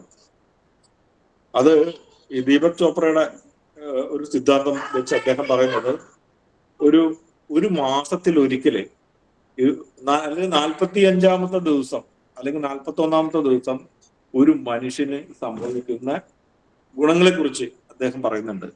ശബരിമലക്ക് 41 ദിവസമൊക്കെ വ്രതം എടുക്കുന്നതിന്റെ പ്രത്യേകത എന്താന്ന് വെച്ചാൽ ഇതാണ് ഇതിന്റെ പ്രത്യേകത. ഒരു മാസത്തിൽ ഒരിക്കൽ നമ്മുടെ ത്വക്ക് പുനർനിർമ്മിക്കുന്നു. ആമാശവിത്തികൾ വെറും 5 ദിവസത്തിലൊരിക്കൽ പുത്തനാകുന്നുണ്ട്. നമ്മുടെ കരള് 40 ദിവസം കൂടുമ്പോൾ പഴയതിനെ പുറന്തള്ളി പുതിയ കരള് ആകുന്നുണ്ട്. അസ്ഥികൾ 3 മാസം കൂടുമ്പോൾ പുതിയത് രൂപീകരിക്കുന്നു. ഒടിഞ്ഞ എല്ലുകൾ ഒരിക്കലും കൂടിച്ചേരുന്നില്ല. പകരം വൃക്ഷങ്ങളുടെ വാർഷിക പിരിവ് പോലെ പഴയതിനെ പിന്തള്ളി പുതിയതിന്റെ സൃഷ്ടി നടത്തുന്നു. അപ്പൊ ഇങ്ങനെയെങ്കിൽ പഴക്കമുള്ള രോഗങ്ങൾക്ക് പോലും 3 മാസമേ ശരീരത്തിൽ നിലനിൽക്കാൻ സാധിക്കൂ. അതുകൊണ്ട് കുറച്ച് നന്മ മാത്രം ചിന്തിച്ച് ഈ പഠനം എന്നുള്ള ഒരു ബ്രഹ്മം എന്ന് പറയുന്ന ഒരു ഉപവാസം, ബ്രഹ്മം എന്ന് വെച്ചിട്ടുണ്ടെങ്കിൽ അറിവിനെ തേടുക, അങ്ങനെ ബ്രഹ്മത്തെ തേടിയാൽ അല്പദിനം കൊണ്ട് തന്നെ നമ്മൾക്ക് ഈ രോഗങ്ങൾ കുറഞ്ഞു കിട്ടും എന്നുള്ളതാണ് ഒരു സത്യം. അപ്പൊ വാദം ഒരു ദുഷ്കിലാവുന്നു. വായു ഏറെ ദുഷിച്ചാൽ ശരീരത്തിലെ വാതകാവസ്ഥ കട്ടിയായ അവസ്ഥയിൽ വരും. ശരീരത്തിൽ പ്രഷർ എന്ന തള്ളൽ കുറഞ്ഞു പോകും. വ്യാനവായുവിന്റെ വേഗത കുറയുന്നതിനാൽ രക്തയോട്ടം കുറഞ്ഞു വാദം കോപിക്കുകയും അല്ലെങ്കിൽ വാദം ദുഷിക്കുകയും അവിടെ മരവിപ്പ് ഉണ്ടാകുന്നു. വാദം എന്നാൽ ശരീരത്തിൽ കുടികൊള്ളുന്ന 5 വിധമുള്ള വായുവിന്റെ നാമം എന്ന് മനസ്സിലാക്കുക. 5 അത് 11 ഞാൻ പിന്നീട് പറയാം. ഇപ്പോൾ 5 വിധത്തിലുള്ള വായുവിന്റെ പ്രധാനപ്പെട്ട 5 വിധത്തിലുള്ള വായുവിന്റെ നാമം എന്ന് മനസ്സിലാക്കുക. അപ്പൊ ദുഷിച്ചാൽ വിവിധ രൂപത്തിലുള്ള രോഗങ്ങൾ പിടിപെടും. ശരീരത്തിൽ എല്ലായിടത്തും പ്രവേശനം കൊള്ളേണ്ട വ്യാനൻ എന്ന വായുവിനെയാണ് വാദം എന്ന് ആയുർവേദം വിളിക്കുന്നത് അല്ലെങ്കിൽ വിവക്ഷ കൊടുക്കുന്നത്. അപ്പൊ വാദം, പിത്തം, കഫം എന്നിവയിൽ കഫത്തെ കാണുവാൻ സാധിക്കും. വായുവിന് രൂപമില്ലാത്തതിനാൽ വാദത്തെ കാണുവാൻ സാധിക്കില്ല. പുളിച്ചു തികട്ടലിലൂടെയും പിത്തത്തെയും പുളിച്ചു തികട്ടൽ വരൂലേ, നമുക്ക് എന്തെങ്കിലും കഴിച്ചിട്ട് ദഹിക്കാതെ വരുമ്പോൾ പുളിച്ചു തികട്ടും. ഇതാണ് പിത്തം. അപ്പൊ പിത്തത്തെ അനുഭവിക്കാൻ സാധിക്കും. പക്ഷെ വായുവിനെ കാണാൻ സാധിക്കാത്ത പോലെ വാദത്തെയും സ്പർശനം കൊണ്ടേ മനസ്സിലാക്കാൻ സാധിക്കൂ. അത് വിദ്യശക്തി പോലെ ശരീരത്തിലെ പ്രവർത്തിക്കുന്നു. അപ്പൊ വീടുകളിലേക്ക് വായു കടക്കുവാനാണ് വാതിലും വാതായനവും നിർമ്മിക്കുന്നത്. വാത അയനം എന്ന കാറ്റിന്റെ സഞ്ചാരം നടന്നില്ലെങ്കിൽ വീടിന്റെ അകം ദുർഗന്ധമാകുന്ന പോലെ ശരീരവും ദുർഗന്ധമാകും. അപ്പോ കാറ്റും വെളിച്ചവും കടന്നില്ലെങ്കിൽ വിഷപ്പുക പോലുള്ള കാറ്റും വെളിച്ചവും കടന്നില്ലെങ്കിൽ വിഷപ്പുക പോലുള്ള വാതകാവസ്ഥ വീട്ടിലും കിണറ്റിലും ഉണ്ടാകുന്ന പോലെ അതേ അവസ്ഥ ശരീരത്തിലും ഉണ്ടാകുന്നു. അപ്പൊ മുഖ്യമായ 5 വായുക്കളുണ്ട്. അതെന്തൊക്കെയാണ്? നമ്മൾ ഈ തവണ ഗ്രൂപ്പിൽ അത് പറഞ്ഞാണ്. പ്രാണൻ, ഉദാനൻ, സമാനൻ, വ്യാനൻ, അപാനൻ എന്ന 5 എണ്ണമാണെന്നൊക്കെ നിങ്ങൾ പഠിച്ചിട്ടുണ്ട്. അതേക്കുറിച്ച് നമ്മൾ വളരെ ഗഹനമായ ഒരു പഠനം ശിവവിഷ്ണയുടെ ഉപനയനം ഗ്രൂപ്പിലെ നമ്മൾ നടത്തി കഴിഞ്ഞു. ഇനി ആർക്കെങ്കിലൊക്കെ സംശയം ഉണ്ടെന്നുണ്ടെങ്കിൽ നിങ്ങൾ ഇതിനകത്ത് അഡ്മിനായിട്ട് നിങ്ങൾ ബന്ധപ്പെടുക. അവരത് നമുക്ക് അയച്ചു തന്നോളും, കിട്ടാത്ത ആൾക്കാർ ആരെങ്കിലും ഉണ്ടെങ്കിൽ. ഈ ശിവവിഷ്ണയിലെ അംഗങ്ങൾ ചോദിക്കരുത് കേട്ടോ. ശിവവിഷ്ണയുടെ ഉപനയനത്തിലെ അംഗങ്ങൾ ആരും അതിനകത്ത് അത് എഴുതിയിട്ടുണ്ട്. നിങ്ങൾ സ്ക്രോൾ ചെയ്ത് മുകളിലേക്ക് പോയിട്ട് അത് പഠിക്കണം. അപ്പോൾ ഒന്നും കൂടി പറയുന്നു, രക്തസഞ്ചാരം ഇല്ലാതെ അവയവങ്ങളിൽ മരവിക്കൽ സംഭവിക്കുന്നു. എന്തുകൊണ്ടാണ്? വാദം കുറയുമ്പോൾ. ആ അവസ്ഥയാണ് വാതരോഗത്തിൽ പൊതുവെ കാണുന്നത്. വ്യാനവായു ഹൃദയത്തെ ചലിപ്പിക്കുന്നുണ്ടെങ്കിൽ ആ ധമനികളിലൂടെ രക്തപ്രവാഹത്തെ ആവാഹിച്ച് സിരകളിലൂടെ രക്തകണികളെ തള്ളുകയെന്ന എന്നുവെച്ചാൽ ശരീരത്തിന്റെ എല്ലാ ഭാഗത്തേക്ക് എത്തിക്കുക, തള്ളുക എന്ന പ്രവർത്തനമാണ് ചെയ്യുന്നത്. അപ്പൊ എല്ലാ ഭാഗത്തും വ്യാപിച്ചു സഞ്ചരിക്കുന്നതിനാൽ വ്യാനൻ എന്ന പേര് വന്നു. ഇതും വാദം തന്നെയാണ്, വാതകമാണത്. വ്യാനൻ, ഉദാനൻ, സമാനൻ എന്നൊക്കെ പറഞ്ഞാൽ നിങ്ങൾ വെറുതെ ഇതൊക്കെ എന്തൊക്കെയാണോ ആണെന്നല്ല, ഇതിന്റെ പലതരം വായുക്കളാണ്. നമ്മുടെ ഇവിടെ തന്നെ എത്ര തരം ഗ്യാസ് ഉണ്ട്, പാചക ഗ്യാസ് ഉണ്ട് അല്ലേ. കാർബൈഡ് ഇട്ട് വെള്ളം ഒഴിച്ചിട്ടുണ്ടെങ്കിൽ വരുന്നത് വേറൊരു ഗ്യാസാണ് അല്ലേ. ശരീരത്തിനകത്ത് നിന്ന് പല രീതിയിലുള്ള ഗ്യാസ് പോകാറുണ്ട്. ബലൂൺ പൊട്ടുമ്പോൾ ഉണ്ടാകുന്ന ഗ്യാസ് വേറെയാണ് അല്ലേ, അത് വെറും വായുവാണ്.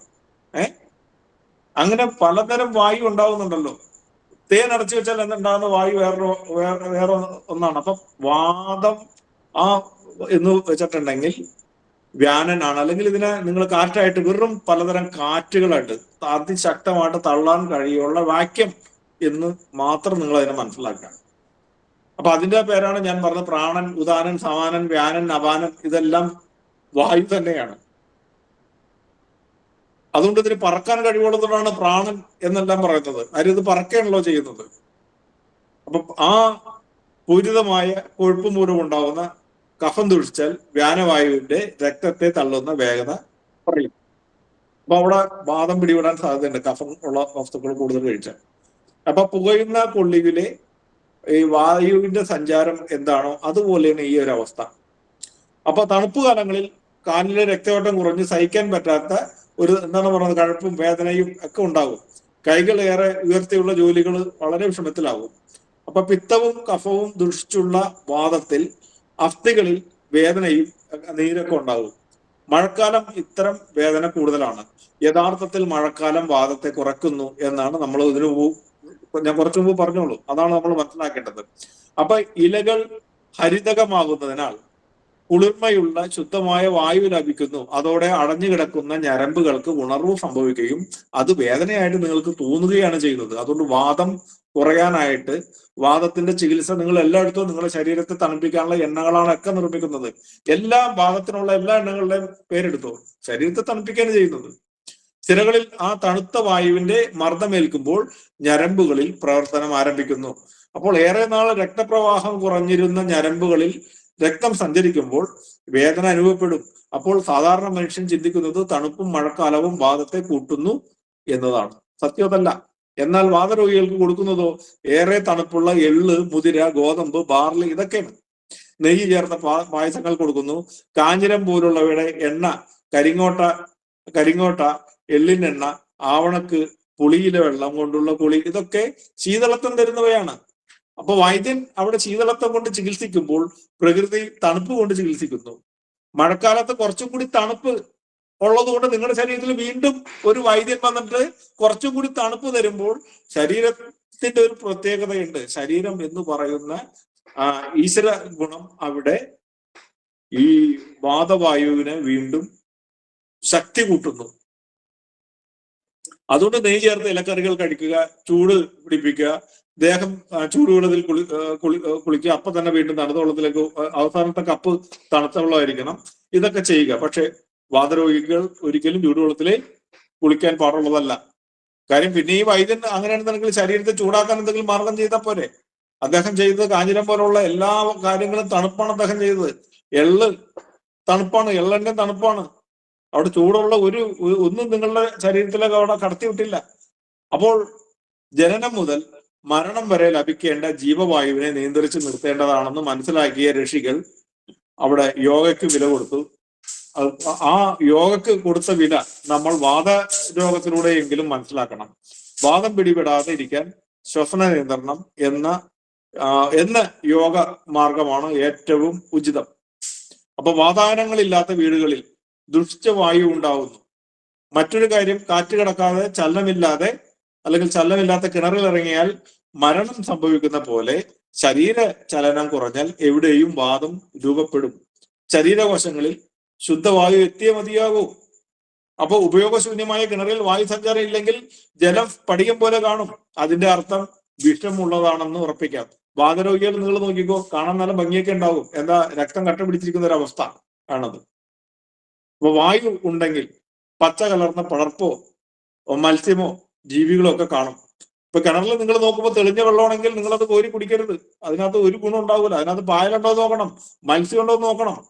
അപ്പൊ വാതരോഗിയിലും വിളറി വെളുത്ത രക്തവർണം, നഷ്ടപ്പെട്ട ചർമ്മമൊക്കെ ഉണ്ടാവും. അപ്പൊ നിങ്ങൾ വിചാരിക്കും സുന്ദരിയാണ്, സുന്ദരനാണെന്നൊക്കെ ചിന്തിക്കും. ഇല്ല, അയാൾക്ക് വാതരോഗമുണ്ട്. വായു കടന്നു പോകാതെ ഇരുന്നാൽ ദുഷിച്ച വായു തിങ്ങി നിൽക്കും. രക്തത്തെ തള്ളി നീക്കാൻ സാധിക്കാതെ ഇരിക്കുന്ന അവസ്ഥയിൽ ചോരയുടെ ഒഴുക്ക് കുറഞ്ഞ് മരവിപ്പുണ്ടാവുന്നു. അതോടെ രക്തം ദുഷിക്കുന്നു. ദുഷിച്ച കഫത്തെ പുറത്തു കളയാൻ സാധിക്കാത്തത് കൊണ്ട് ശ്വാസതടസ്സം നേരിടുന്നു. അസ്ഥിയിലെ മജ്ജ ദുഷിക്കുന്നത് കൊണ്ട് സന്ധികളിൽ ആ സമയത്ത് നീരുണ്ടാവുന്നു. വാതമൊന്നും അല്ലട്ടോ, നമുക്ക് വാദത്തിലേക്ക് വരാം. ഞാൻ വാതരോഗത്തെ കുറിച്ചൊന്ന് പറഞ്ഞിട്ട് എന്താണ് യഥാർത്ഥ വാദം എന്നുള്ള പഞ്ചബോധ സിദ്ധാന്തത്തിലെ വാദത്തിലേക്ക് കടക്കാം. അപ്പൊ അടച്ചിട്ട മുറിയിൽ സൂര്യരശ്മി കടക്കാതെ വന്നാൽ അതിൽ ജീവിക്കുന്നവർ വാതരോഗികളാകും. കോശങ്ങൾ നിർജീവ അവസ്ഥയിൽ വന്നാലും ഈ രക്തയോട്ടം കുറഞ്ഞ് വാദം പിടിപെടും. ആ കാര്യം നമുക്ക് പഠിക്കാം. അപ്പൊ സൂര്യരശ്മി ശരീരത്തിൽ ഏൽക്കണം. അതോടെ ഈ വാതകാവസ്ഥ കുറയും. നെയ്യ് കൂടുതൽ കഴിച്ചാൽ പൊതുവെ കഫം വർദ്ധിക്കുകയും ദഹനം കുറഞ്ഞാൽ കഫവും വായുവും ദുഷിക്കുകയും ചെയ്യുന്നു. അതുകൊണ്ട് നെയ്യൊന്നും ഏറെ കഴിക്കുന്നത് ഒരു ഫലമുള്ള ഒരു ചികിത്സയാണെന്ന് എനിക്ക് പറയാനായിട്ട് പറ്റില്ല. കായികമായ ഒരു വ്യായാമം കുറഞ്ഞാൽ പിത്തവും വർദ്ധിച്ചു ദുഷിക്കുന്നു. ഈ ദുഷ്കലിനെയാണ് ത്രിദോഷം എന്ന് പറയുന്നത്. അപ്പൊ 3 വസ്തുക്കൾ ദുഷിച്ചിട്ടുണ്ടെങ്കിൽ അവിടെ അതിന്റെ കാരണം എന്ന് പറഞ്ഞാൽ വായുവിന്റെ ശക്തി തീരെ കുറഞ്ഞു എന്നുള്ളതാണ്. അപ്പൊ നല്ല രീതിയിൽ ശ്വസിക്കാൻ സാധിച്ചാലേ ഓടാൻ സാധിക്കുകയുള്ളൂ. അപ്പൊ കുതിരയ്ക്ക് വാദം പൊതുവെ കുറവാണ്. അറബി നാട്ടിൽ അധികമായി കുതിരകൾ ഉണ്ടാവും. കുതിരയുടെ ഇഷ്ടഭക്ഷണം മുതിരയാണ്, അല്ലെ? മുതിര ശുദ്ധമായ ശ്വസനത്തെ കൂട്ടുന്നു, നല്ല വായുവിനെ പ്രദാനം ചെയ്യുന്നു. അപ്പൊ കുതിരയ്ക്ക് മുതിര കൊടുക്കുന്നതിലെ വസ്തുത മനസ്സിലാക്കുക. വായുവിനെ കൂടുതൽ സ്വീകരിക്കാൻ വാതരോഗികൾക്ക് മുതിര കൊടുക്കുന്നുണ്ടെങ്കിൽ മുതിര തണുപ്പാണ്. ഇപ്പൊ മുതിര നിങ്ങൾ തിളപ്പിച്ചതിന് ശേഷം ആ വെള്ളം എടുത്ത് നിങ്ങൾ രസം ഉണ്ടാക്കി ഒന്ന് കുടിക്കും. നിങ്ങളുടെ 3-4 ദിവസം കൊണ്ട് തന്നെ നിങ്ങളുടെ വാതരോഗത്തിന് ഒരു കുറവ് കിട്ടുകയും ചെയ്യും. നമ്മൾ ഊർജ്ജസ്വലനാകുകയും ചെയ്യും. നമ്മുടെ അമിതമായ ഷുഗറൊക്കെ കുറയുകയും ചെയ്യും. അപ്പൊ വായുവിനെ ശുദ്ധമാക്കാൻ രണ്ടാമത് കഴിവുള്ളത് എരിക്കിന് കഴിയുന്നു. എരിക്കിൻ പാൽ ചേർത്ത് കാച്ചിയ എണ്ണ വാതരോഗത്തെ കുറയ്ക്കുന്നുണ്ടെങ്കിൽ ഈ എരിക്ക് തണുപ്പാണ്. ഒന്ന് ഓർക്കുക, എവിടെയോ നഷ്ടപ്പെട്ടു പോയ ഋഷിതലത്തിലുള്ള ആ വേദചിന്തകളോ ആയുർവേദ ചിന്തകളോ നമുക്ക് വീണ്ടെടുക്കണം. അറിയപ്പെടാതെ കിടക്കുന്ന ഒരു ആയുർവേദത്തെ വീണ്ടും പുനർജീവിക്കാനായിട്ട് ഇതൊക്കെ നിങ്ങൾക്ക് ഉപകരിക്കുന്നുണ്ടെങ്കിൽ എന്താണ് ഏറെ ഗുണം ചെയ്യും. ഇനിയുള്ളത് ആകാശതത്വം എന്നുള്ളതാണ്. ഞാൻ ഓടിച്ചിട്ട് പറയുന്നത് പിന്നീട് അടുത്ത ക്ലാസ്സിൽ ആകാശതത്വം, വായുതത്വം, കഫത്തിന്റെ തത്വം, ആ പഞ്ചഭൂത സിദ്ധാന്തം എന്താണെന്നുള്ളത് വിവരിക്കാം. ആകാശതത്വം എന്ന് വെച്ചാൽ എന്തായിരിക്കും? പെട്ടെന്ന് നമ്മൾ എന്താ മനസ്സിലാക്കുന്നത്? ആകാശതത്വം, അങ്ങനെ ഒരു തത്വം ഉണ്ടാകും. ഈ ആയുർവേദം എഴുതിയവന് വട്ടാണോ എന്ന് ചിന്തിക്കും. കാര്യം നമ്മള് തമ്മിൽ മുട്ടി എല്ലാവരും കൂടി കൂടി പിടിച്ചിരിക്കുകയാണെങ്കിൽ എന്ത് സംഭവിക്കും? നമ്മള് സ്വയം പരസ്പരം ചൂട് പിടിച്ച് നമ്മള് ഉരുകും. അതുകൊണ്ട് നമ്മൾ തമ്മിൽ അകലം വേണം. ഇല്ലെങ്കിൽ എന്ത് സംഭവിക്കും? ഊട്ടിയുറയും. രണ്ട് വൃക്ഷങ്ങളുടെ കൊമ്പുകൾ ഇങ്ങനെ ഉറഞ്ഞുകൊണ്ടിരിക്കാൻ എന്ത് സംഭവിക്കും? ചൂട് പിടിക്കും അവിടെ. അതുകൊണ്ട് അകലങ്ങൾ വേണം.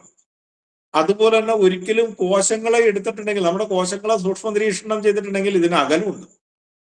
ഈ മുക്കുവിന്റെ വല പോലെ തന്നെയാണ് അത്. അപ്പൊ കോശങ്ങളുടെ അകലങ്ങളെയാണ് ഈ ആകാശതത്വം എന്ന് വിവക്ഷ കൊടുക്കുന്നത്. അപ്പൊ പഞ്ചഭൂതങ്ങളിലെ ഈ ത്രിദോഷമായ വാതപിത്ത കഫങ്ങളെല്ലാം തന്നെ പഞ്ചഭൂതത്തിലെ ആകാശ തത്വവുമായി താരതമ്യപ്പെടുത്തിയാലേ അതിലെ ഒട്ടുമിക്ക വസ്തുതകളും നമുക്ക് മനസ്സിലാക്കാനായിട്ട് സാധിക്കുള്ളൂ. എന്താണ് ആകാശം എന്ന് നമ്മളോട് ചോദിച്ചാൽ മുകളിൽ കാണുന്ന മേഘാവൃതമായ ആകാശം ചൂണ്ടിക്കാണിക്കാം. രാത്രി അതിലെ നക്ഷത്രങ്ങളുടെ വെളിച്ചത്തെ എങ്ങനെ കാണിച്ചു വേണമെങ്കിൽ നമുക്ക് കൊടുക്കാം. എന്താണ് ഇന്നിപ്പോ ചന്ദ്രൻ കുറച്ച് വലുതായിട്ടുണ്ട്, ചന്ദ്രശോഭ കാണിക്കാം. പൊതുവെ ആകാശം എന്ന് പറയുമ്പോൾ ഒരു സാധാരണ മനുഷ്യന് മുകളിലെ ആകാശത്തെ കുറിച്ചാണ് മനസ്സിൽ വരുള്ളൂ. അതല്ല ആകാശം. ആകാശ തത്വം എന്താണ്? സൂര്യനും ചന്ദ്രനും ആയിട്ട് എത്ര അകലമുണ്ട്? ഇതാണ് ആകാശ തത്വം. അകലം വേണമെന്ന് പറയേണ്ടതിന് പകരം ഇവന്മാർ എഴുതി വെച്ചത് ആകാശ തത്വം എന്നാണ്. ആകാശതത്വം എന്ന് പറഞ്ഞാൽ ചന്ദ്രനും നക്ഷത്രങ്ങളും ഒക്കെ ഏറെ അകലം പാലിക്കുന്നുണ്ട്. അങ്ങനെ അകലം പാലിക്കാത്ത സാഹചര്യം വരുമ്പോൾ അവിടെ ഒരു ദുഷിക്കൽ നടക്കും. ഉദാഹരണമായിട്ട് നമ്മുടെ കയ്യിലുള്ള മുറിവ് വന്നിട്ടുണ്ടെങ്കിൽ ഒറ്റടിക്ക് ഈ കോശങ്ങൾക്ക് അകലം എന്നുള്ളത് കുറയും 2-3 ദിവസത്തേക്ക്. ശ്രദ്ധിച്ചില്ലെങ്കിൽ അകലമില്ലാത്തത് കൊണ്ടാണ് അവിടെ എന്ത് സംഭവിക്കുന്നത്? പഴുപ്പ് സംഭവിക്കുന്നത്. അതുകൊണ്ട് ആ ആകാശതത്വം എന്താണ് എന്നുള്ളത് നമ്മൾ മനസ്സിലാക്കണം. അപ്പൊ ഭൂമിയും ആകാശത്തിലാണ് സ്ഥിതി ചെയ്യുന്നതെന്ന് ഞാൻ ആദ്യം തന്നെ പറഞ്ഞു. പ്രപഞ്ചഗോളങ്ങളോടൊപ്പം ഭൂമിയും സൂര്യന് വലം വയ്ക്കുന്നു എന്ന് മനസ്സിലാക്കിയാൽ പിന്നെ ആകാശം എന്നത് ഗോളങ്ങളുടെ സ്ഥിതി ചെയ്യാനുള്ള സഞ്ചാര മാർഗം മാത്രമാണത്. അപ്പൊ ആകാശമാർഗെ കോടിക്കണക്കിന് ഗ്രഹങ്ങളും നക്ഷത്രങ്ങളും സ്ഥിതി ചെയ്യുന്നു. ഗ്രഹങ്ങൾ വ്യക്തമായ അകലം പാലിക്കുന്നു. ഒരിക്കലും അകലം തെറ്റാതെ ആകർഷണം നിലനിർത്തി അവ ചലിക്കുന്നു. നമ്മുടെ കോശങ്ങളും അങ്ങനെ തന്നെയാണ്. അവിടെ വാതതത്വം പ്രവർത്തിക്കുന്നുണ്ട് ഇല്ലേ? ഇതിന്റെയൊക്കെ വാക്യമുണ്ട്. സൂര്യന്റെയും ചന്ദ്രന്റെയും ഭൂമിയുടെ ഇടയിൽ എന്താണ്? വാക്യം നിലനിൽക്കുന്നുണ്ട്. ആ വാദം ആണെന്ന് അതിനെ വിളിക്കേണ്ടത്, ആ വാക്യത്തെ. ആ വാദം നമ്മുടെ ശരീരത്തിൽ നിലനിൽക്കണം. അപ്പൊ പഞ്ചഭൂതത്തിലെ ആകാശതത്വവും ട്രാഫിക് നിയമം പാലിച്ച് റോഡിലൂടെ വരിവരിയായി നീങ്ങുന്ന വാഹനങ്ങളും ഒരുപോലെയാണ്. ഈ നിയമത്തിന് വ്യക്തമായ ഒരകലമുണ്ട് അല്ലേ? ആ അകലത്തെയാണ് ആകാശതത്വം എന്ന് വിളിക്കുന്നത്. ഇവിടെ ബോധമുള്ള പ്രപഞ്ചം പ്രകൃതി നിയമം പാലിക്കുന്നു. ബോധമുള്ള ശരീരത്തിന്റെ ആത്മാവും ആ പ്രകൃതി നിയമം നമ്മളെ ഓർമ്മിപ്പിക്കുന്നു. പക്ഷെ നമ്മളത് ചെയ്യില്ല. അതുകൊണ്ട് നമ്മൾ രോഗികളാവുന്നു. അപ്പൊ ഗ്രഹങ്ങൾ പ്രപഞ്ചത്തിലെ കോശങ്ങളാവുന്നു. നമ്മുടെ ശരീരത്തിലെ കോശങ്ങൾ തമ്മിൽ അകലമുണ്ട്. അപ്പൊ ആകാശത്തിലെ ഗോളങ്ങളുടെ ഇതിന് തുല്യമായ അകലം പോലുള്ള അവസ്ഥയോടാണ് ആയുർവേദം മനുഷ്യ ശരീരത്തിലെ കോശങ്ങൾക്ക് ഉപമ കൊടുത്തിരിക്കുന്നത്. റോഡിലെ വാഹനങ്ങൾ വ്യക്തമായ അകലം പാലിച്ചും നിയമം പാലിച്ചും സഞ്ചരിക്കുന്ന പോലെ ശരീരകോശങ്ങളും അകലം പാലിക്കുന്നു. ആ വ്യക്തമായ അകലത്തെയാണ് ആകാശതത്വം എന്ന് പറയുന്നത്. ഈ വസ്തുത എടുത്ത് പറയുന്നത് ആകാശതത്വം മറ്റെന്തോ ആണെന്ന് പഠിപ്പിക്കുന്ന ഗ്രന്ഥങ്ങൾ ഇവിടെ ഉള്ളത് കൊണ്ട് മാത്രമാണ് ഇത് ഞാൻ ആവർത്തിച്ച് പറയുന്നത്. അപ്പൊ അനന്തമായ അറ്റം കാണാത്ത ശരീരമാണ് പ്രപഞ്ചത്തിനുള്ളത്. അതിലെ കോശങ്ങളാണ് സൂര്യനും ചന്ദ്രാദികളും നക്ഷത്രങ്ങളും. അങ്ങനെ ചിന്തിച്ചാൽ സർവ്വജീവികളിലും പ്രപഞ്ച ഘടകങ്ങൾ 5 അടങ്ങിയിരിക്കുന്നു. അത് സൂക്ഷ്മകോശങ്ങളുടെ രൂപത്തിലായിരിക്കുന്നു എന്ന് മാത്രം. അപ്പൊ ആകാശതത്വം എന്ന അകലവും മനുഷ്യ കോശങ്ങൾക്ക് വേണം. അങ്ങില്ലെങ്കിൽ ഈ കോശങ്ങൾ വീണ്ടും വർദ്ധിക്കുമ്പോഴാണ് അതിന് അർബുദം എന്ന രോഗമൊക്കെ ഉണ്ടാവുന്നത്. അപ്പൊ ഇവ കൂടിച്ചേർന്ന് നിൽക്കുന്നു എന്ന് മനസ്സിലാക്കുന്നതിലും വിവേകം മുക്കുവിന്റെ വല പോലെ അകലത്തിൽ നിൽക്കുന്നു എന്ന് മനസ്സിലാക്കുക. അപ്പൊ പ്രകൃതിയിലും പ്രപഞ്ചത്തിലും അടങ്ങിയിരിക്കുന്ന മഹത്തായ ഘടകങ്ങൾ അണുരൂപേണ മനുഷ്യ ശരീരത്തിൽ അടങ്ങിയിരിക്കുന്നു. അതുകൊണ്ടാണ് സഹസ്രശീർഷ പുരുഷ എന്നെല്ലാം പറയുന്ന മന്ത്രങ്ങളുടെ ഒരു ഭാഗം കൂടി ഞാൻ പറയാം. ഈ പ്രപഞ്ച പുരുഷൻ എന്ന് പറയുന്നത് എണ്ണിയാൽ ഒടുങ്ങാത്ത കണ്ണുകളും ശിരസുകളും പാദങ്ങളും എന്താണ് 10 അംഗലം ദൂരം അകലം പാലിക്കുന്നു എന്ന് പുരുഷ സൂക്തം പറയുന്നുണ്ട് അല്ലെ? നിങ്ങൾ അത് ശ്രദ്ധിച്ചിട്ടുണ്ടോ? ആ വാക്ക് സഹസ്രശീർഷ പുരുഷ സഹസ്രാക്ഷ്യ സഹസ്രപാദ് തപോവിം വിശ്വതോ വൃത്ത അത്യധിഷ്ഠ ദശാങ്കുലം. ഈശന്മാരിൽ നിന്നാണ് നിങ്ങളെ പഠിപ്പിക്കുന്നത്. അല്ല, ഈ 5 കൈവിരലിന്റെ അകലം പോലെ തന്നെ എല്ലാ എന്താ ശരീരത്തില് ഈ ഏറെ കണ്ണുകളും ശരീരത്തിലുണ്ടെങ്കിൽ പോലും ഇതിനെ ആ ഒരു അങ്കുലം, ദശാങ്കുലം, 10 അങ്കുലം ഇതിനും ഗ്യാപ്പ് ഉണ്ടെന്നാ പറയുന്നത്. ഇനി മറ്റൊരർത്ഥമൊക്കെ നിങ്ങൾ ചിന്തിച്ചോട്ടോ, കുട്ടിക്കോളൂ ഇതൊക്കെ എന്താണ് നമ്മള് ഈ യൂട്യൂബിൽ കൊടുക്കുമ്പോൾ താഴെ ഏതെങ്കിലും ഒരുത്തൻ വന്ന് കമന്റ് ചെയ്യുന്നുണ്ടെങ്കിൽ നമുക്ക് എന്താണ് അവൻ ഉദ്ദേശിക്കുന്ന അർത്ഥം എന്നുള്ളത് നിങ്ങൾ ഗ്രൂപ്പിൽ ഇത് കേൾക്കുന്ന എത്രയാണ് 10-11 പേരുണ്ടല്ലോ, എന്താണ് അതുകൊണ്ട് ഉദ്ദേശിച്ചത് എന്ന് ചോദിക്കണം. വിശ്വതോവൃത്ത അത്യധിഷ്ഠ ശാങ്കുലത്തിന്റെ അപ്പൊ അനന്തമായ അറ്റം കാണാൻ കഴിയാത്തതാണല്ലോ നമ്മുടെ ആകാശം. ആ ആകാശ ലോകത്തെ ഈശ്വര ശരീരമായി കണക്കിലെടുക്കുക. ആകാശത്തിന്റെ അറ്റം കാണാൻ കഴിയില്ല എങ്കിലും ഗ്രഹങ്ങളെ പ്രപഞ്ചത്തിന്റെ കോശങ്ങളായി കണക്കാക്കുകയും അതോടെ പഞ്ചഭൂതത്തിലെ ആകാശ തത്വത്തിന് ഒരു ഉത്തരം ലഭിക്കും. ഒന്നുകൂടി വ്യക്തമാക്കിയാൽ അനന്തമായ പ്രപഞ്ചത്തെ ഒരു ശരീരമായി കണക്കാക്കിയാൽ, ഒന്നും കൂടി ഞാൻ പറയുന്നു, നക്ഷത്രങ്ങളെയും സൂര്യചന്ദ്രാദി അതിസൂക്ഷ്മമായ അനുരൂപ ഘടകമായി നമ്മിലും സഞ്ചരിപ്പിക്കുന്നു. അതെല്ലാം മനുഷ്യനടക്കമുള്ള സർവ്വ ശരീരങ്ങളുടെയും കോശങ്ങൾ എന്ന് മനസ്സിലാക്കുക. അല്ലെങ്കിൽ സർവഗ്രഹങ്ങളുടെയും സൂക്ഷ്മഗുണം തന്മാത്ര രൂപത്തിൽ മനുഷ്യജീവികളിൽ അടക്കം അലിഞ്ഞു ചേർന്നിരിക്കുന്നു എന്ന സത്യം അത് മനസ്സിലാക്കണം.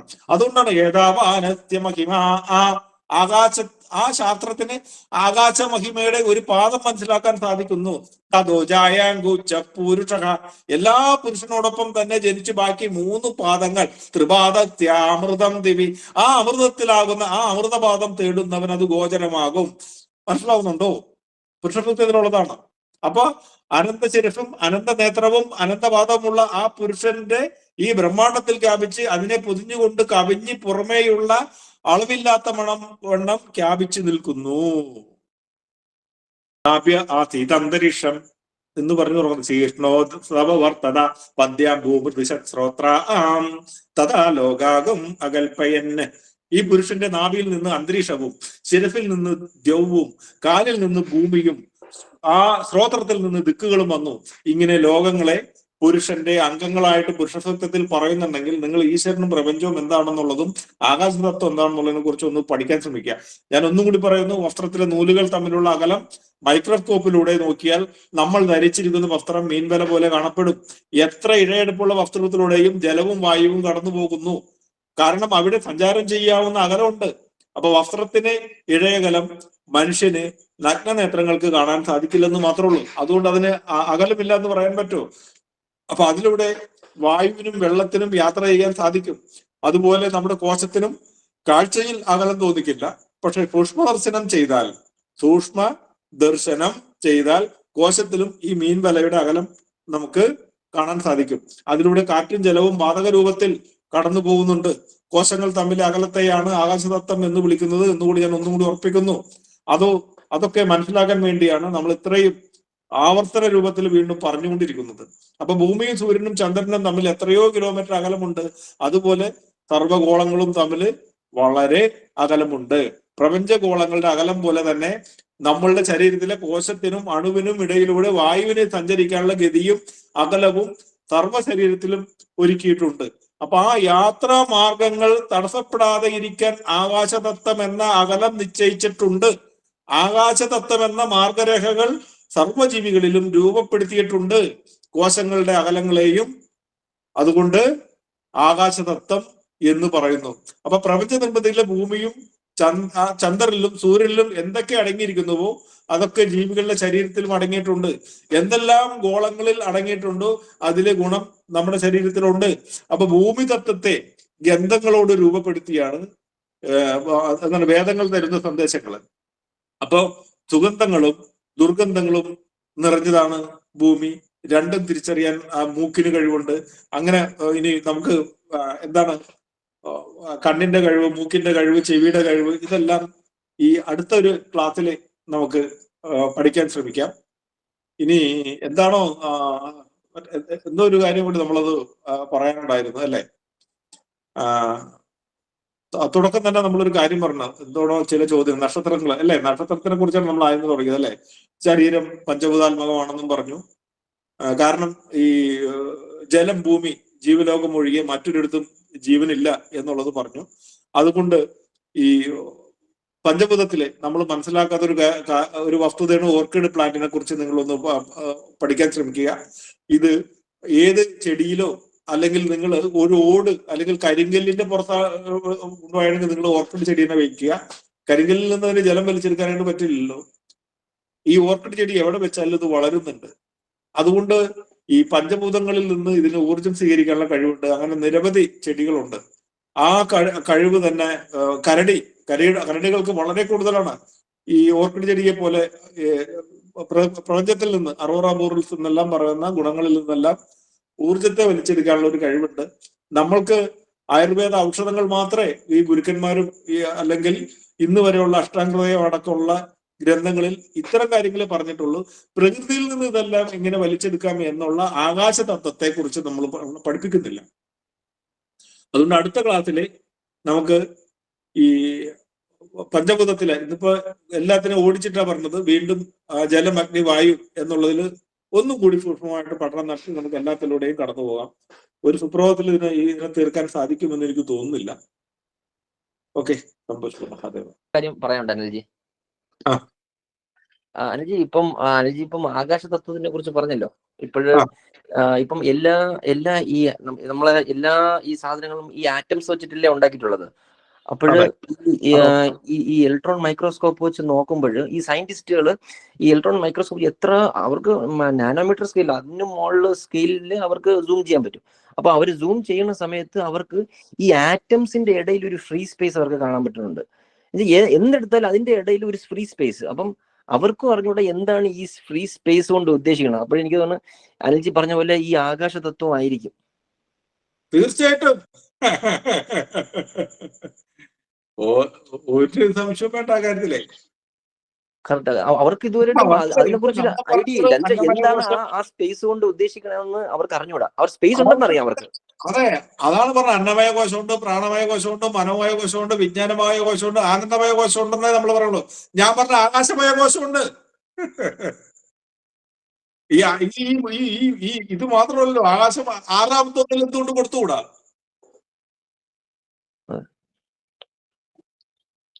അതൊരു അത്ഭുതം തന്നെയാണ്.